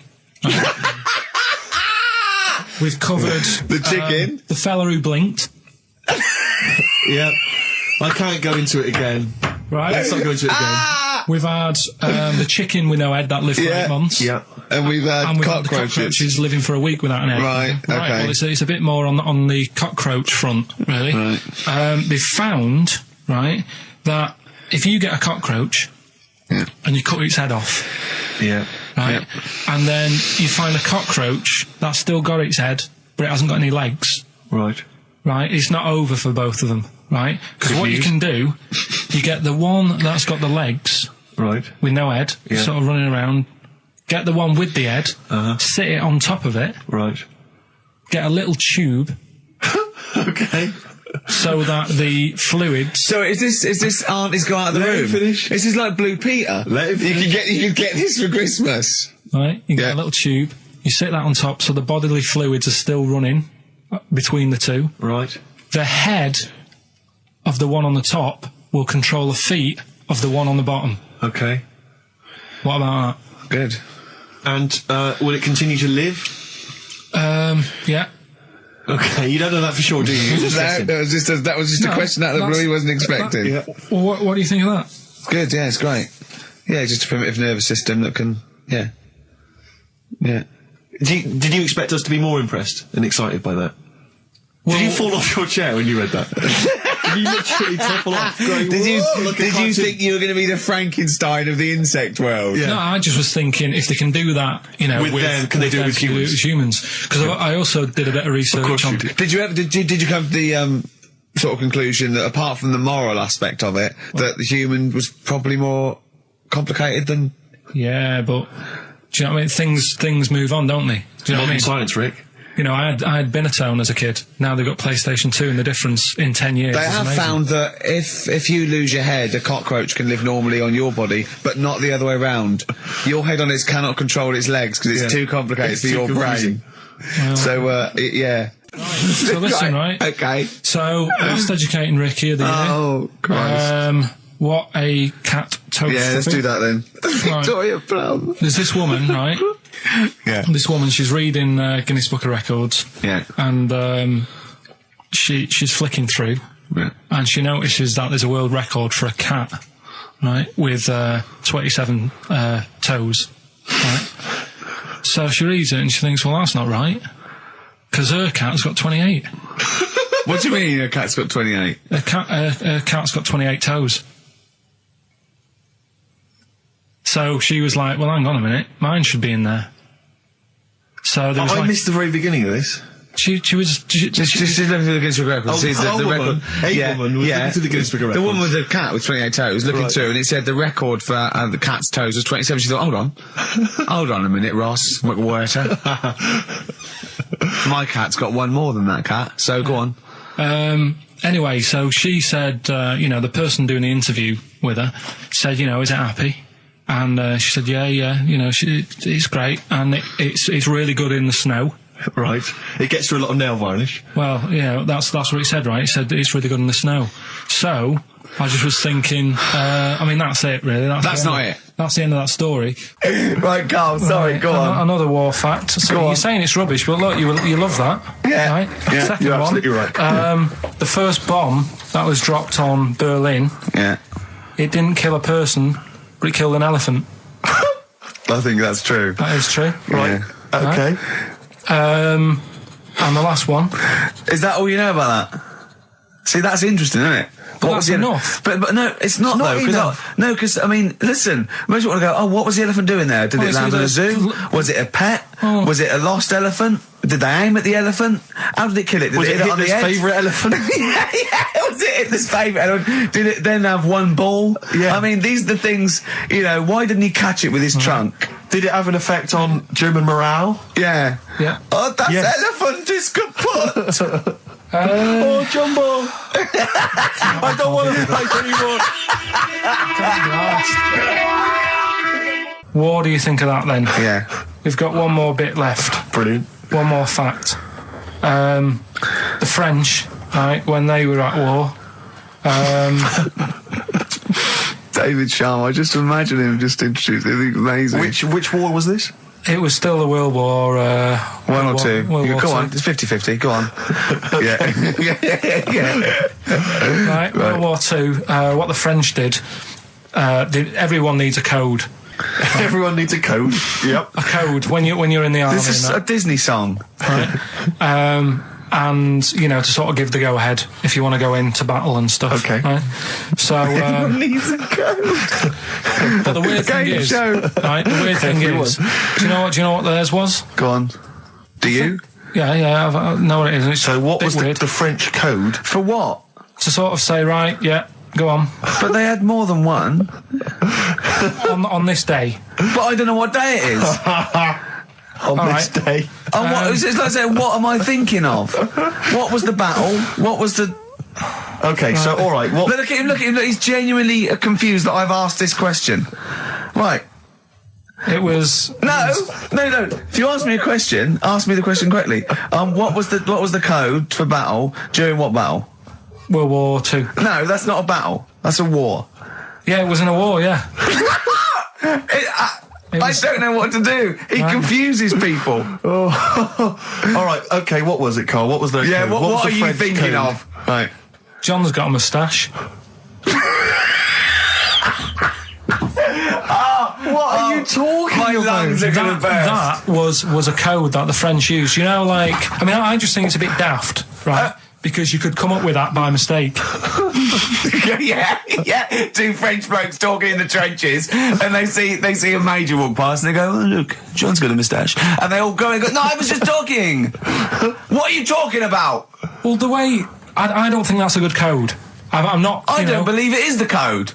No, it is, seriously. And what? It's just that would it have been said in French? Yeah. Okay. Yeah. But Guess in. Yeah. No, but... What? You see, I can't even be bothered. What are you saying, Carl? Because it's not a very good code. Do you know, like, we've talked in the past about, you know, things you don't see, and I said, an old man eating a Twix. You have to use that's safe. Because no one is ever going to see a man having an old man having a Twix. What do you mean? Well, use that as a code. Don't use a saying, John's got a moustache, that could crop up. It's like the war's kicked off. How did that happen? Well, I said John had a moustache. Oh. Two French folks would never be saying John's got a moustache. Why would they? Because back then they were fashionable. He nearly makes sense, doesn't he? I assume it would have been Jean. Yeah. No, probably John. And how would this code have been? I mean, who would have announced this? I just read it. I read it like that, Steve. That's what was on the internet. This is a code that was used. John's got a moustache. Don't be angry with me. I know, but you're always asking questions. That's because I'm interested in history. Yeah. Go on, Carl. Got that right. Acid. I would sort you out with some science. Brilliant. I forgot the puns in mine, didn't I? I forgot the puns. Yeah. Go on. Right, so, you asked to sort of be taught some science and that last week after being taught about war. So, did some research. And, there's a few things. I think we'll just cover one of them now. Go on. We talked a lot about hairy kids. We have discussed that a lot. I love the fact that Simon Sharma has never started a programme like that. The Jacobites. We've talked a lot about hairy kids. Go on. It's a little bit. I mean, it's not your traditional science stuff, but it's still interesting, and it's a little bit. It's still. Yeah, we talk about hairy kids. We have disproportionately, honestly.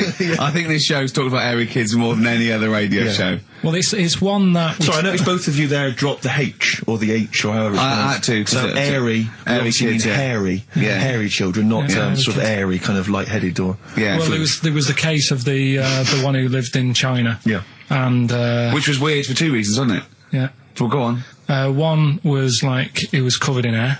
That's already weird. And the doctor sort of checked him over and said, well, yeah, he is hairy, but he's quite healthy apart from he had a little bit of eczema and a boil. That was the main bit of the story, wasn't it? Yeah. But this one, right, we have sort of talked about it, and you weren't having any of it at the time. What? This next bit of science I'm telling you about. Go on then. Right? Remember when I told you about a lad who was living at home with his mum and dad, right? Everything's, normal life, go to school, that sort of thing. Yeah. Then, I think his mum and dad had an argument, and it kicked off a bit, and he thought, I'm sick of this. It's happening all the time now. They kept having arguments, so the kid ran off into the woods. Mm-hmm.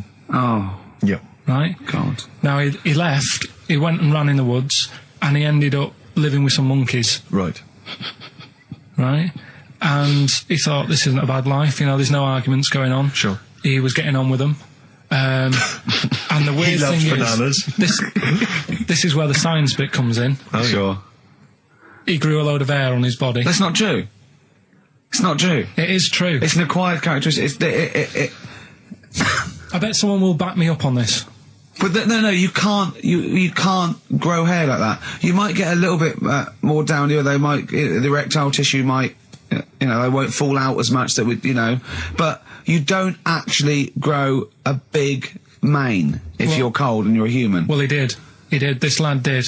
I know it sounds a bit strange in that, but he was living with the monkeys, and because it was cold, his body reacted to it. Listen. He was no hairier than he would have been if he was walking around naked on a cold day, with or without living with monkeys.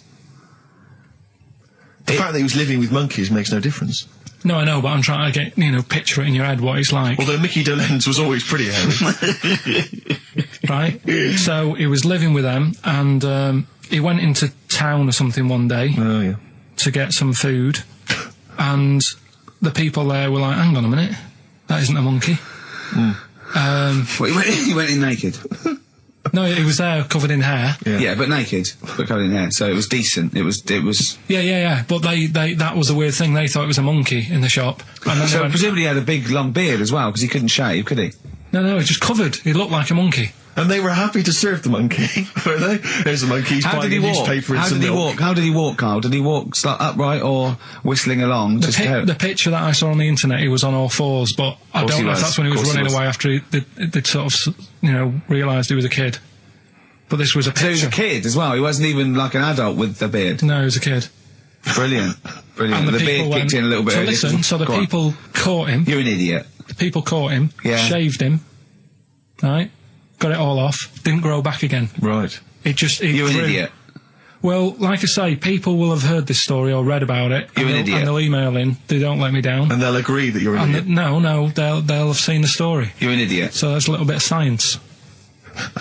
You're an idiot. Libertines, Time for Heroes and XFM 104.9. Right, okay, so have you got anything that is science as opposed to nonsense? Well, Kid went off with some monkeys, grew hair, came back, shaved him, it didn't grow back. I mean, just think. Right, educate me, Carl. Right, well, Go on, then. Right. Educate me. Well, what we're looking at this week, we've done war, we've done, we've nailed that, we've nailed war. We summed up war with a little French bloke whose battle cry was "John's got a moustache." Right. So, and last week we did science. What would you do on science then? Airy Kid. Brilliant. Right. Yeah. So this week we're looking at medical problems. I'm sure we do Airy Kid every week. Medical problems then. I've got a couple of things under the banner of then educate me. Yeah. We've got this is interesting. Right. Do you know if you have an operation on your brain, right, what they do is, I mean, this is why I'd never go to the doctors. I don't like doctors because this sort of stuff freaks me out, right? They can operate on your brain, and what they do is, they put you to sleep first, cut your brain case open. Your skull, yeah. The brain case. Yeah, yeah. And then wake you up and operate on you. So you sat there with your head open, messing with your brain, and you don't feel anything. Well, there's no nerve endings, is there, in the brain? But still, it's not right, is it? What, you think they do it for fun? No, they go on, Reg, wake him up so he looks freaked out. Is it necessary that you're awake, do you think, or...? Well, they need the brain active, don't they? Yeah, but it is when you're asleep, you're having mad dreams. I had a mad dream the other day. Go on. No, I might tell you about it later, but there's no sense to it. But, so your brain's still... Where is this conversation? Yeah, I mean, it'll turn out, I'll go, no, Carl, I was there, that wasn't a dream. Yeah. No, but... So, I mean, if I had an operation... On your brain, heaven forbid. Well, operation anywhere, I'd like to sort of think, well, I'll have an injection, I'll go asleep, but when I wake up, it'll all be sorted. Yeah. The fact that... Your brain case is open. Open, and they wake you up and you think, oh, is it all done? And they say, well, have a look in the mirror. And your brain... See, I don't think they do that. I don't think they try and frighten you when you're doing an operation. Yeah, I don't think that you go about your business and they sort of follow you around, dabbling. Yeah. No, but it's almost like they are having a bit of a laugh with you. Right, well, I'd just like to say now that they don't. Anyone who's going in for an operation on their head, do not ever listen to anything Carl says. Why have you got to be awake? Because you'll be bored anyway, you'll be sat there. Well, they give you a telephone directory, look, and they say, look how many Macs are in there. That's the Scottish telephone directory. And, you know, time flies when you're counting that sort of thing. No, but do you know, like, when you... What are you telling me? What are you asking me? I'm just saying how weird it is. It's weird, isn't it? It's like, do you know when you go for a haircut, right? It's a bit embarrassing. Well, I don't anymore, but when you go for a haircut, it used to be... When you go for a haircut? It used to be a bit embarrassing when, like, they'd wet your hair and they'd make you have that sort of Hitler cut because your hair's wet, and I used to hate it, and I think, do you have to do that? Do you know what I mean? You know what I mean? Similar. It's very similar to open skull surgery. What I'm saying is, it's almost like barbers like to do that to make you look daft and feel daft for a bit, and there's women coming in and out, and you're sat there with a daft haircut. Yeah. And this is what that reminds me of. Do you think they do it in a shop window, this brain operation? I'm just saying, it's a bit weird. Why are we doing it in John Lewis's? Just so more people I love the idea that that's what doctors are doing. Let's make this guy look a bit stupid. Yeah. Open his brain Look case. at the twatty look with his brain out of his head. Take a Polaroid, Reg. Take a Polaroid. Look at him. Look at his face. Right, clock his face when I give him the mirror. Get this on camera. Put this fake nose and glasses on. Did you teach me something then? Was that educational? I taught you that your brain case can be open with your awake, and you just sat there sort of letting them get on with it. Brilliant. I've learnt that. I'll never forget that. Right, go on. Anything else? You'll love... Let's play a song, because the next one is amazing. What, even more amazing than that? Yeah. Play a song? Yeah, bit of Bowie? No email still, by the way. No, I don't think it's working. It's not working today. Lady Stardust. We'll have to do a phone-in for Rockbusters. Off the Ziggy Stardust album. Alright. So, we'll move on to this next one, right, which is brilliant. Dead short story, so... Right, old woman, about 70 years old. Yeah. She's normally fit and healthy and stuff, nothing wrong with her, she's having a good life. And one day, she goes for a check to the doctors, just to check herself out, 'cause she's getting on a bit. Yeah. Says, take your clothes off and that. So she does, and checks her out, says, yeah, you're looking good, you're looking good. Turn round, he said, oh God. He said, you got a tumour on your buttock. Right? So she goes, oh, can you do anything to sort it out? So they go, yeah, we could book you in for an operation. It's best if we remove this. Books are in for an operation. Operation day comes, strip her down and that. They're all stood round, the doctors. Start to operate. It only turns out it's a pork chop that she sat on 5 years earlier, and it had stuck to her buttock. Right, Karl. I can forward you. Serious. Right, okay, Karl, I'm telling you now, I'm leaving. I'm never doing this show again. No, I'm serious. Honestly, you're talking. I've never had such. You are. Play a record. Play a record. I can't believe it.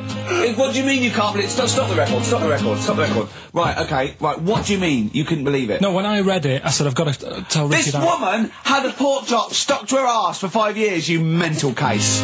Of course she didn't. Doves caught by the river. People are going to think you're thick, Karl. Well, they can think what they want, because if they do their own research, they'll probably find the story. Because it won't have happened that many Karl, times. think about it. I mean, how could an old woman have a pork chop stuck to her arse for 5 years? She said she couldn't remember even making one, so she was as surprised as the doctors were. But hold on though, she presumably must have sat on it naked. Yeah. Didn't that bring back any memories? No, it's weird, but Karl. But why would it stay there? Why wouldn't it fall off when she had a bath or a shower? Grease. What about a bath? But why didn't the doctor realise that when he first looked at it? Yeah. Was he not paying attention when he said, I think it's a tumour? Didn't Karl, it not look listen, think about it. A pork chop stuck to your arse for 5 years. You're naked, you sit on a pork chop, you go, nothing. Yeah, no, there's nothing weird about that. I can't feel anything. Even if you had a dead leg, the time you that pork chop, what else you got dressed? Well, she might have not done that much. She's old, she probably just sat down and didn't move for a bit, and over time it's stuck, and then... What do you mean over time it's stuck? Do you think the longer something there, the more it stays there? Look, I know that's why the pork chop goes, well, we've been here a year, we're not going to move now. I don't think we're going to move now. I'm quite, attached to this buttock. I think I'll stay here for another 4 years until some doctor works it out. I love the idea they got her into hospital, they gave her the bed baths, they got her ready for the operation, they laid her out. They were just right to take get the scissors or the knife, make the incision. Hang on a minute. This is a pork Bring me a frying pan. This is a pork chop. What we have got though is Educating Ricky, haven't we? Well, another one of my little things. Oh, it's brilliant then. So how long's this going to last before you want to get ditched this? Well, we'll see, a couple of weeks. It's not like that, Karl. It's all one. It's one love, man. We're on the same team, man. Yeah, we're just one voice, man. One true voice. Like those lads. Yeah. They could play. Right, well, the Educating Ricky, They could play. Well, why don't we play a record and come back with Educating Ricky? The Wind, Cat Stevens, we need to get the jingle queued up as well. Yeah, I'll get the jingle queued up, No, yeah. I haven't got Neil Young lined up yet. No, not you, Young. Cat Stevens, I gave it to you. I know, we're not playing that yet. Can we just play a record? Well, I told you to. See, so why aren't you playing the record I told you to play? Because we've just had something chilled, right, from Tupac. Let's lift it up a bit now with a little bit of blur. Right? Come on, play it. Oh, I'm not sure. I just have. Crazy beat there on XFM 104.9. Right, we're going to do Educating Ricky instead of Rockbusters. Incidentally, on the subject of Rockbusters, we've just had an email from Phil. He says, I could do with this week's rather shoddy array of prizes, as I'm doing a car boot sale tomorrow and need a bit more tact to fill the table. Probably send it we might as well do it anyway. Yeah. But Educating Ricky, it was a feature. Well, actually, about a year ago, I started a feature called Educating Karl, because we found out he had 1 E at O level at history. And I'd educate him on things like Rasputin, things that I thought he'd be interested in, Winston Churchill, some of the greats, some scientific facts. And then I said, it's your turn, and he started telling me about people born without legs. Some people have got a funny eye. There's a woman whose tongue's longer than her arm. And really, turning the screw on education. Yeah. So, I don't know what he's got for me today. Maybe a dog born a cat. Let's have a look. We've done that one, we've done that. Is there, because often we should point out there's sometimes a crossover between Educating Ricky and Cheeky Freak of the Week, just in terms of subject matter. Yeah, so we've done Cheeky Freak of the Week, we've done all the freaks. What have we done with the Freak of the Week? There's a dog. There was a woman that had the back legs of a dog. What was last week?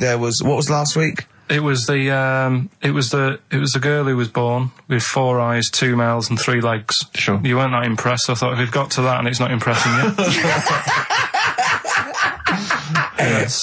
We are a tough audience, I admit. Let's move on. Is there a jingle for Educating Ricky? Educating Ricky, oh God. You've told me Educating Ricky. Very similar to some of the other jingles I've done. Well, they're made by the same people. Yeah. Right, okay, well, it's just, Educating Ricky is just stuff that I learn in the week, and I think that's interesting. I keep it up here, and then I share it with you, right? And, some interesting stuff. One of them, right? Mount Everest. Go on. I need more. Right, well, there's a problem. Yeah. Because people are leaving rubbish up there and that. And, like, whoever owns it is saying, he's saying, forget this. They're leaving a mess and all that. But do you know why it's called Mount Everest? What was that? That's one, is it? That's one. There's rubbish on Mount Everest. No, How many people go up there? Are we talking about people dumping old tellies and washing machines? Who's fed up? The Yeti? What are you talking about? No, that isn't what I'm educating you. I'm just telling, this is part of the story. I'm just telling you. It's just a bit of context for you. Like they're leaving loads of rubbish up there. Well, they're not leaving loads of rubbish up there, are they? No, they are. They're apparently not like prams and washing machines and seagulls flying everywhere. I don't know. Anyway. But anyway, do you know why it's called that? You know why it's called Mount Everest? Why it's called Mount Everest? I know the mount bit. It's because it's a large mount, and if you climb it, by the time you get to the top, you need to have a rest. And that isn't the educating bit. I'm just telling you. It's not true. Well, we'll leave that. Well, no, Carl. In the name of everything holy, do you think that anyone named it because you have to have a rest when you've climbed it? Well, we'll see. You'll see what people say on email. But it's definitely not. But anyway, that's one thing that I kind of thought, that's interesting. I'll remember that. I'll teach Ricky that, so you've learnt that. Right, now, are you familiar with this thing that they can do if you're dead, right? No, not if you're dead. It's like if you're ill and you know you're going to die, right? I don't know what this is anymore. Extraordinary. Have a rest. Himalayas. Himalaya. What? Listen, this is an interesting fact. Come on. If you're ill but you know you're going to die. Yeah, you can have this thing done in Detroit where you get put in a fridge. Right. And if they work out, what's wrong with you in 20 years' time, they go, right, that fella is in the fridge. He had that. We can sort it. Let's get him out. And they sort you out. Yeah. Is this the first time you've come across this idea? Yeah, I read it the other day. I didn't know You've about never it. heard of this before? It's cryogenically preserved. Good, isn't it? They take this to make. They put you at sort of like sub-zero temperatures, so stop all cellular activity. So do you stop aging at that point? Yeah, it's suspended animation. So, well, what's the law on it, right? Because say if I had something, right? Yeah. And I said, put me in a fridge, and when you've got the cure and that, wheel me out, sort me out. Say if they did that, yeah, and it was like 40 years, yeah, and in 40 years' time they get a cure for me, yeah. Would I have to stay with Suzanne? Because she'd be 70. Do you mean what are the rules? Should you be allowed to date a younger woman? Well, it's not fair, is it? It's like good news, we sorted you out, but... I don't think she'd mind. I reckon she'd have the best 40 years of her life. Yeah. And plus, they're never going to find a cure for what ails you. That is genius. That is brilliant. You come out, you're cured, and you go, oh no. I love the fact that's what he'd be lying there. If you could think while he was in that state, you'd be thinking, oh god. She's losing her looks. Yeah. Just, oh dear. But everything else as well, like, my job wouldn't be here. No. Although the figures would have gone up a little bit. Yeah. Flat's probably gone or knocked down or whatever. Sure. Yeah. Most of my family would be dead. Yep. So what's the point? What? How do you know about it? Who's done it? Well, famously Walt Disney, apparently. I mean, Walt Disney actually did die, but had his body preserved so that should they one day be able to bring back people from the dead, they need Walt Disney. Hang on, who do we have? But with him, nothing is going to change, because when he comes out, Mickey Mouse will still look the same. Sure. Plug and all that. Play a record! I don't know where your mind is. Play a record! It's brilliant, you just say words! It's the Amorettes! Yeah. They've cloned a man moth. No, but that's the sort of thing I think we need now, right? We've covered a lot of stuff. What, education? Teaching, yeah. Well, okay, what do you want to know? Don't know. Have you got something? Can you educate us on anything? I've been reading bits. So could we bring back just for one night only, educating Ricky? Oh, I'm excited. Yeah. Do you think it warrants that? I don't know enough about it. Do you know what I mean? About what? It sounds perfect. Play the jingle. Educating Ricky. He's getting smarter. A couple of things happened in the week that I read about. Okay. Keeping up on what's going on in that. Sure. Yeah. One was about that Galileo fella. Okay. Was it about 1636? Was it? I think it might have been earlier. bad. Go on. Did some stuff with light and that. He did lots of physical experiments, yeah. Is that it then, Carl, is it? He did some stuff with light and that. What did he do with light? What was that? Well, I think he invented the first... Telescope. Telescope. So I think it's a particular lens, though, and he did experiments where he dropped famously two different weighted balls from Pisa, and they hit the ground at the same time, showing that it doesn't matter, the weight doesn't matter, air resistance does, and stuff like that. I think he probably explained it a bit better than that. Yeah, but I'm talking to Karl. Sure. Did they need to know? He's just thinking about pizza. Yeah. Did they need to know stuff like that back then? What do you mean, did they need to know stuff like that? It's just... There weren't people going around going, I've got to drop these two things off the bleeding tower of pizza. I just don't know which one's going to land first. Yeah, I need to know. What do you need to know about? Galileo. Yeah. It's for a bet. Yeah. No, but if I was knocking about then, I'd be like, stop messing with that. We need a telly. Or, do you know what I mean? I bet he thinks the Flintstones is real. I know. That'd be brilliant. That's what I'd do if I was a caveman. I'd make a telly out of rock. Yeah. And a pelican and as a cement mixer. Ran along the road with. Yeah, exactly. Yeah, we need a car. Yeah. Well, we haven't really got the internal combustion engine. Can you stick your feet through the bottom? Yeah, just get me a car, for Christ's sake. Anyway, so I learned that. And then, What? He learned his name. Yeah. Other people I learned the name of this week. Oh, if a chimp could watch telly. Go on, Karl, go on. And there was also a fella in the week who said that women shouldn't be wearing trousers. Why? Because they don't look good in them. Right, and who was this man, and from what era did he- French fella. Last week. Did he mean walk around naked? He just said women should wear skirts rather than trousers because no woman looks good in a pair of pants. Right. How old was he? He was probably about 67. Uh-huh. About that, 67, 68. Yeah, yeah. Wasn't happy with that. What do you think? What do you think about that? It's rubbish. Yeah. These are the only things that have caught your eye over the last couple of weeks. This is the entire news. Galileo did something with light. A French fella said women shouldn't wear trousers. See, that to me wouldn't pass as education. It's not education. I don't know where you could ever use that. I don't know when that would ever be applicable to life. I just like reading stuff that sort of reminds me of... Do you know what I mean? If I read it and it gets me thinking, I think that's a good little piece. But, I mean, but surely can't you just sort of like sit near something that vibrates to keep your brain going? Or shake your head every now and again? I mean, what does this do? You mean it makes you start using your brain? But what aspect of a Frenchman said women shouldn't wear trousers got your mind working? What questions were you asking? Because I thought that's a bit daft, isn't it? Right? Yeah. Okay, it ends there with me. There's nothing else. There's nowhere else for me to go on that. He closes your mind's the still whirring. Yeah, go on. What did you think? Let's go through this. Oh, I wish we could download his thoughts. I know. Just watch it. Yeah. Wouldn't it be great, like a DVD? Like a cartoon. Imagine that extra footage on the Office DVD. Yeah, Carl's brain. That would be with amazing. Oh, with a commentary. Go on. Women wearing trousers and that, right?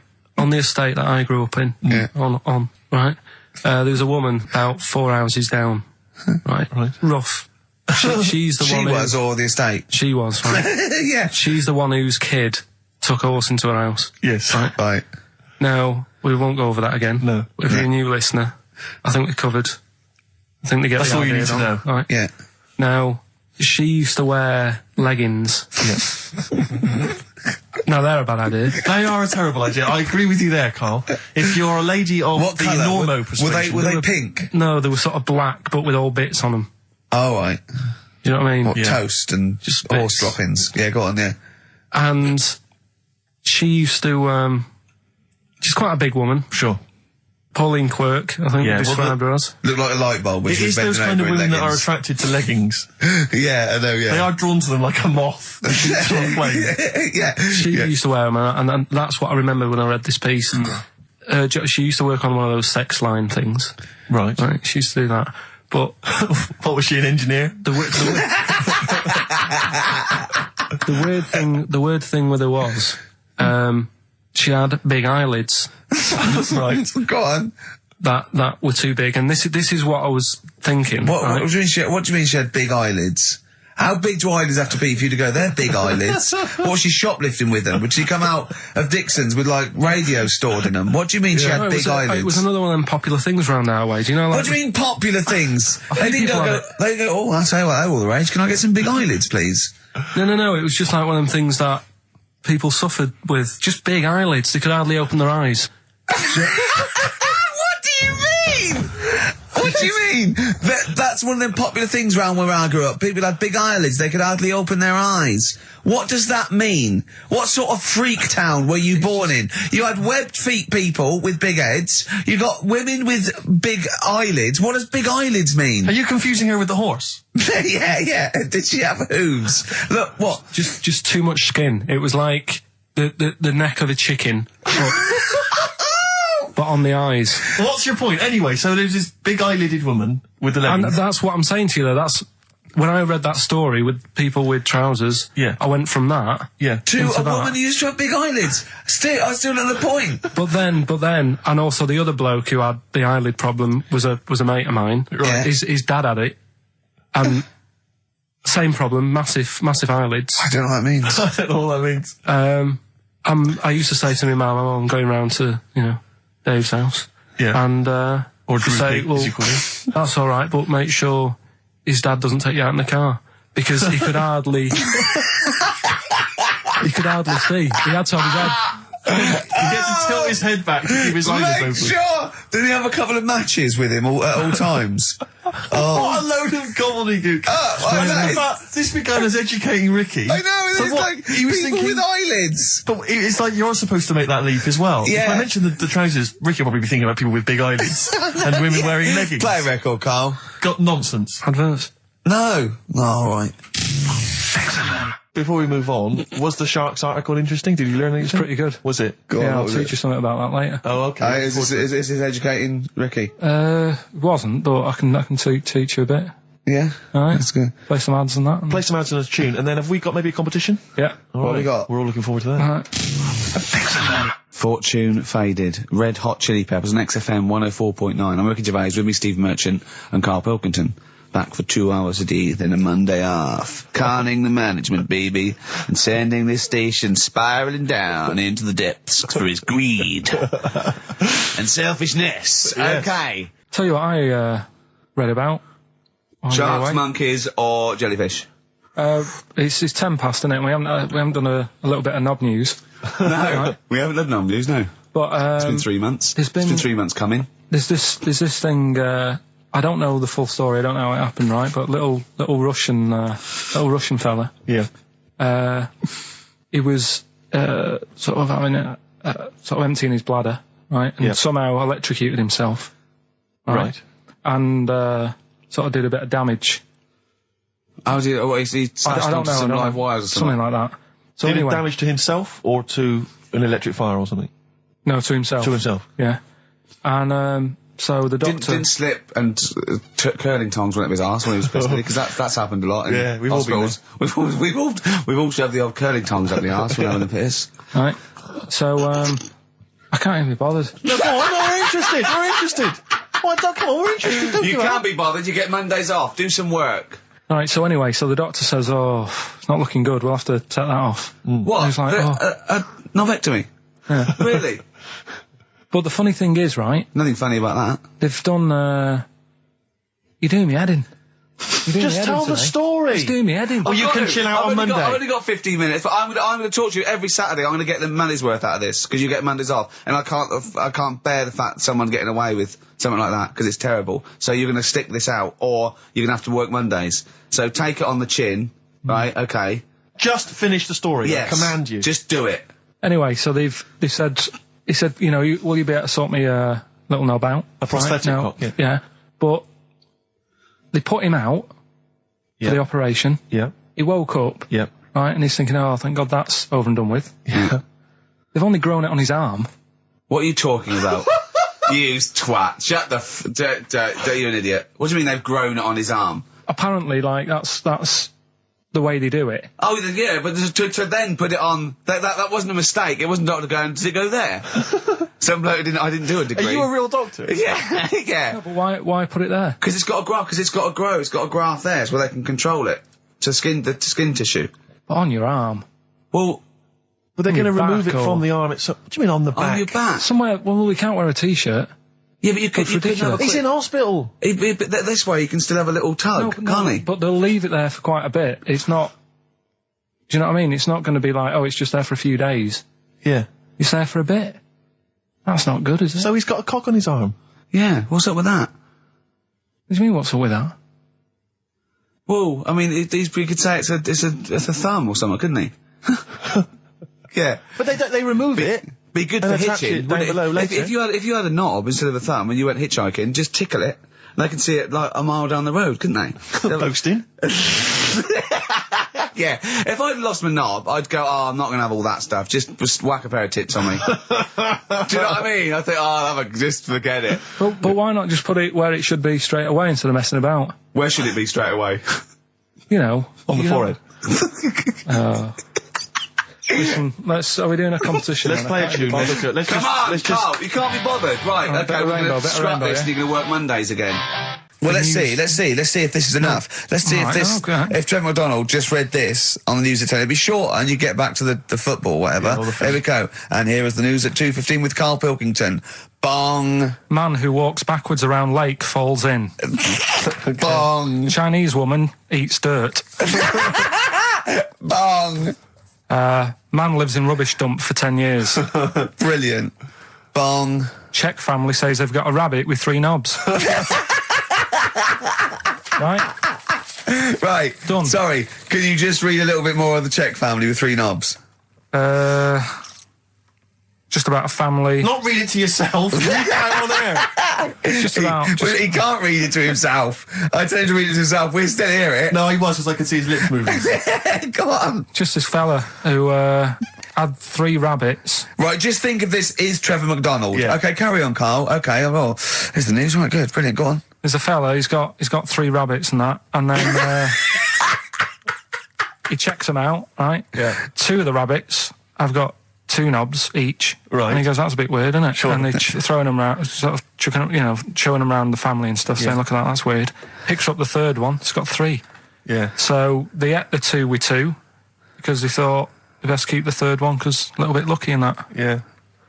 It is lucky. 3 knobs there, yeah. Now here's the sports news, and that's how it would work. Yeah, okay, brilliant. Well, we do about the Chinese woman who eats dirt. I'm interested in that. Said. That's it. That is the story, isn't it? What more do you need to know? It's Well, just I want to saying, know a little bit more. Can you just embellish it? 78-year-old Chinese woman. She says she's 78. Makes you wonder. Yeah. With my theory. Carl's theory is that Chinese people don't age well. And so those Chinese people that are saying they're 112 are really only 33. That's why he doesn't want to be recognised, because he doesn't want to walk out from here into Chinatown. Yeah. It just says she's been eating soil for 70 years. She's ate about 10 tons of the stuff. And it's done her no harm. Kept her grounded. It's probably all right for you, isn't it? Because it passes through, doesn't it? Yeah. Well, they say, don't they, if you're having a kid, let it play in soil and that, because... Well, that's to get it immune, yeah, to get yeah.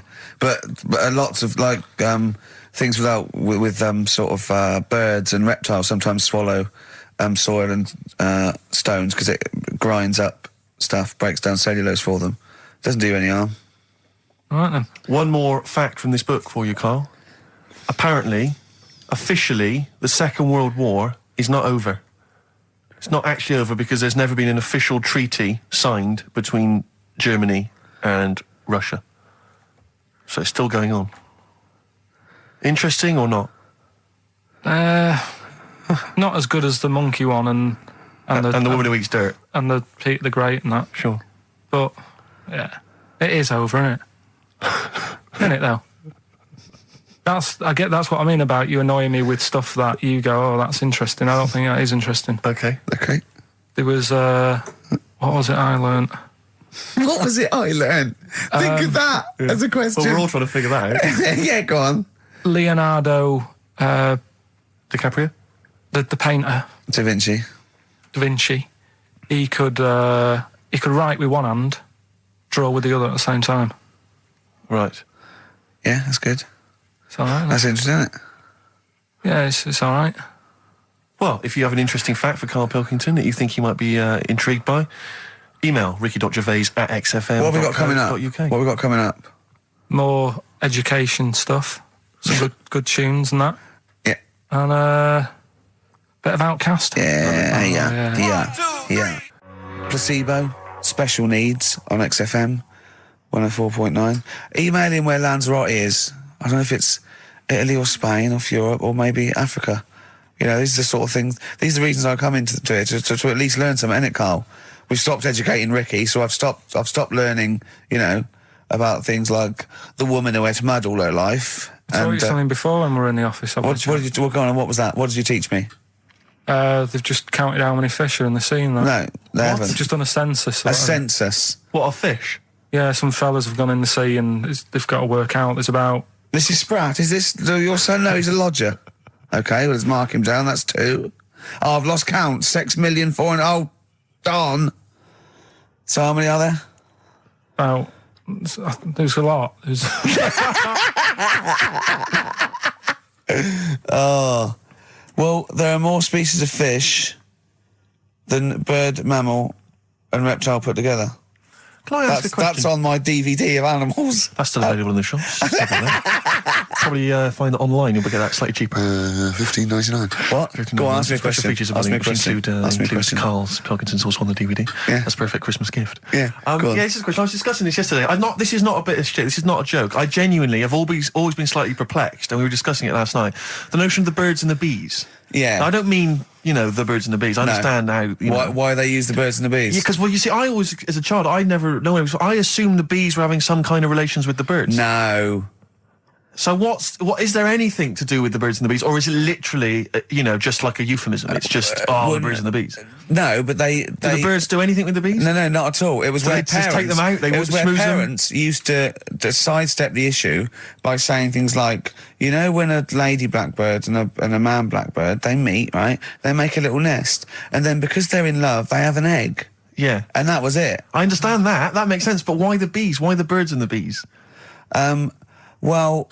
Probably, I don't know. I don't know. You see, within nature, forgive my ignorance, within nature there is no relationship between bees and birds, is there? No, not at all. No, not at all. Nothing's going on. But probably what it was, if the parent found it hard to say, Daddy puts his penis at Mummy's vagina, it was much easier to say, like in the insect world, billions of them queue up and just fill the queen with spunk for about a day. Sure. Thus avoiding the embarrassing intercourse. Exactly. That's what I think, Carl. What do you think? Were you taught about the birds and the bees? Did anyone bring that up with you? No, it was just in that class, wasn't it? When they put a video on. That's what we had. No, we had a film. And they just said, I watched that. And then... what film, though? Basic Instinct? It was just like, two people. And all sat around the telly and watched it. One girl fainted. And they said, right, that's that. Next week, prisms or whatever. And did it teach you everything you needed to know? Well, how much do you need to know? Yeah, true. No, true. Except one kid in my class still thought a baby came out of an arse. Afterwards, he didn't understand. I think what they should have shown on those videos is technique as much as anything. Yeah, I suppose so. Because it was largely just instructional. Wooing. wooing. What he didn't tell you was how to get into a position where this might be of some interest. That should have been the first 4 weeks of the course. Yeah, well, obviously that baby who had the kid who had a baby. What was going on there, Carl? That was weird. Did you see that? Yeah, that was going to be your favourite programme, wasn't it? Yeah, it wasn't that good in the end. Why? You told us about this story ages ago, didn't you? Ages ago. Told you about a year ago about a baby that had a baby. Yeah, it's a bit different. The baby that had a baby, isn't it? Whereas a Siamese twin with a breech actually just developed inside him for it wasn't even developing. It was a twin stillborn that just was inside enveloped in the other one's body. So it's a little bit different to a baby what had a baby, isn't it? Yeah. Actually disappointed he was. Do you know what he said to me? He went, well, I thought it was going to come out and go, oh, bloody hell, I'm 7. What a waste of my life. Like he'd been in there going, oh, hello, hello, 7. Idiot. Yeah, a bit disappointing. But there was a programme on after that, right? At 10 o'clock on Discovery, and I haven't got Discovery. Oh, it was about... good? Oh, I didn't see it. This is it. I was yeah. going to say to people, if they've got a copy of it on tape, if they can send it in. What was it? About a baby with 4 legs. Right. That was on at 10 on... It wasn't a puppy? No. Just,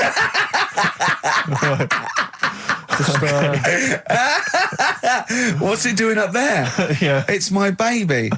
Oh, is it, Mum? All right then, fine. Yeah. It's got 4 legs, yes. Yeah. Sometimes they do have Look, 4 legs. Dad's gone, he's never coming back, you've got to get over it. So, if anyone's It's not got a baby. send it in. Oh, Right, dear. okay, Send it in. good. So you want a tape with a baby with 4 legs. You're going to be disappointed again. It's not going to be like a baby with 4 legs who's running up the curtains. You know what I mean? It's not going to be that. It's probably going to be 2 legs and then 2 sort of like floppy appendages. You know what I mean? They're not going to be brilliant. It's not going to be like Jake the Peg. You're going to be disappointed. Apparently Lanzarote is one of the Canary Islands. Oh, is it? Although we've also been told it's part of Spain. Right. I don't know yeah. who to believe. I don't know who to believe either. That puts me back because I knew it was either one of them. Yeah. Yeah, I didn't see it. What about it? Pilot knows, doesn't he? Pilot knows where he's going. I thought so, yeah. Doesn't matter then. Right, we're playing J-Hawks. Let's play it. Love it. Got bored with that conversation, did you? Letter to Hermione, David Bowie. Well, we've had the most convincing answer that it's about 290,000 actual words, but possibly 3 million in our vocabulary, using all jargon and scientific stuff and all that. Sure. 290,000. Still a lot, isn't it? It is a lot. We know so little, don't we? Apparently the average person has about 20,000 words in their is it? vocabulary Right. and uses maybe 2,000 a week. Really? Yeah. Carl, obviously, slightly bringing that average down. Carl, what do you think of that? Single figures. Doesn't matter, get by. Why have you got to use longer words messing about and that? Told you. That word about old, anti-dipuian or something. Just say old. That's a bit old, isn't it? That's a bit anti-dipuian and that. What's the point? Yeah. Get to the point. Sure. Busy.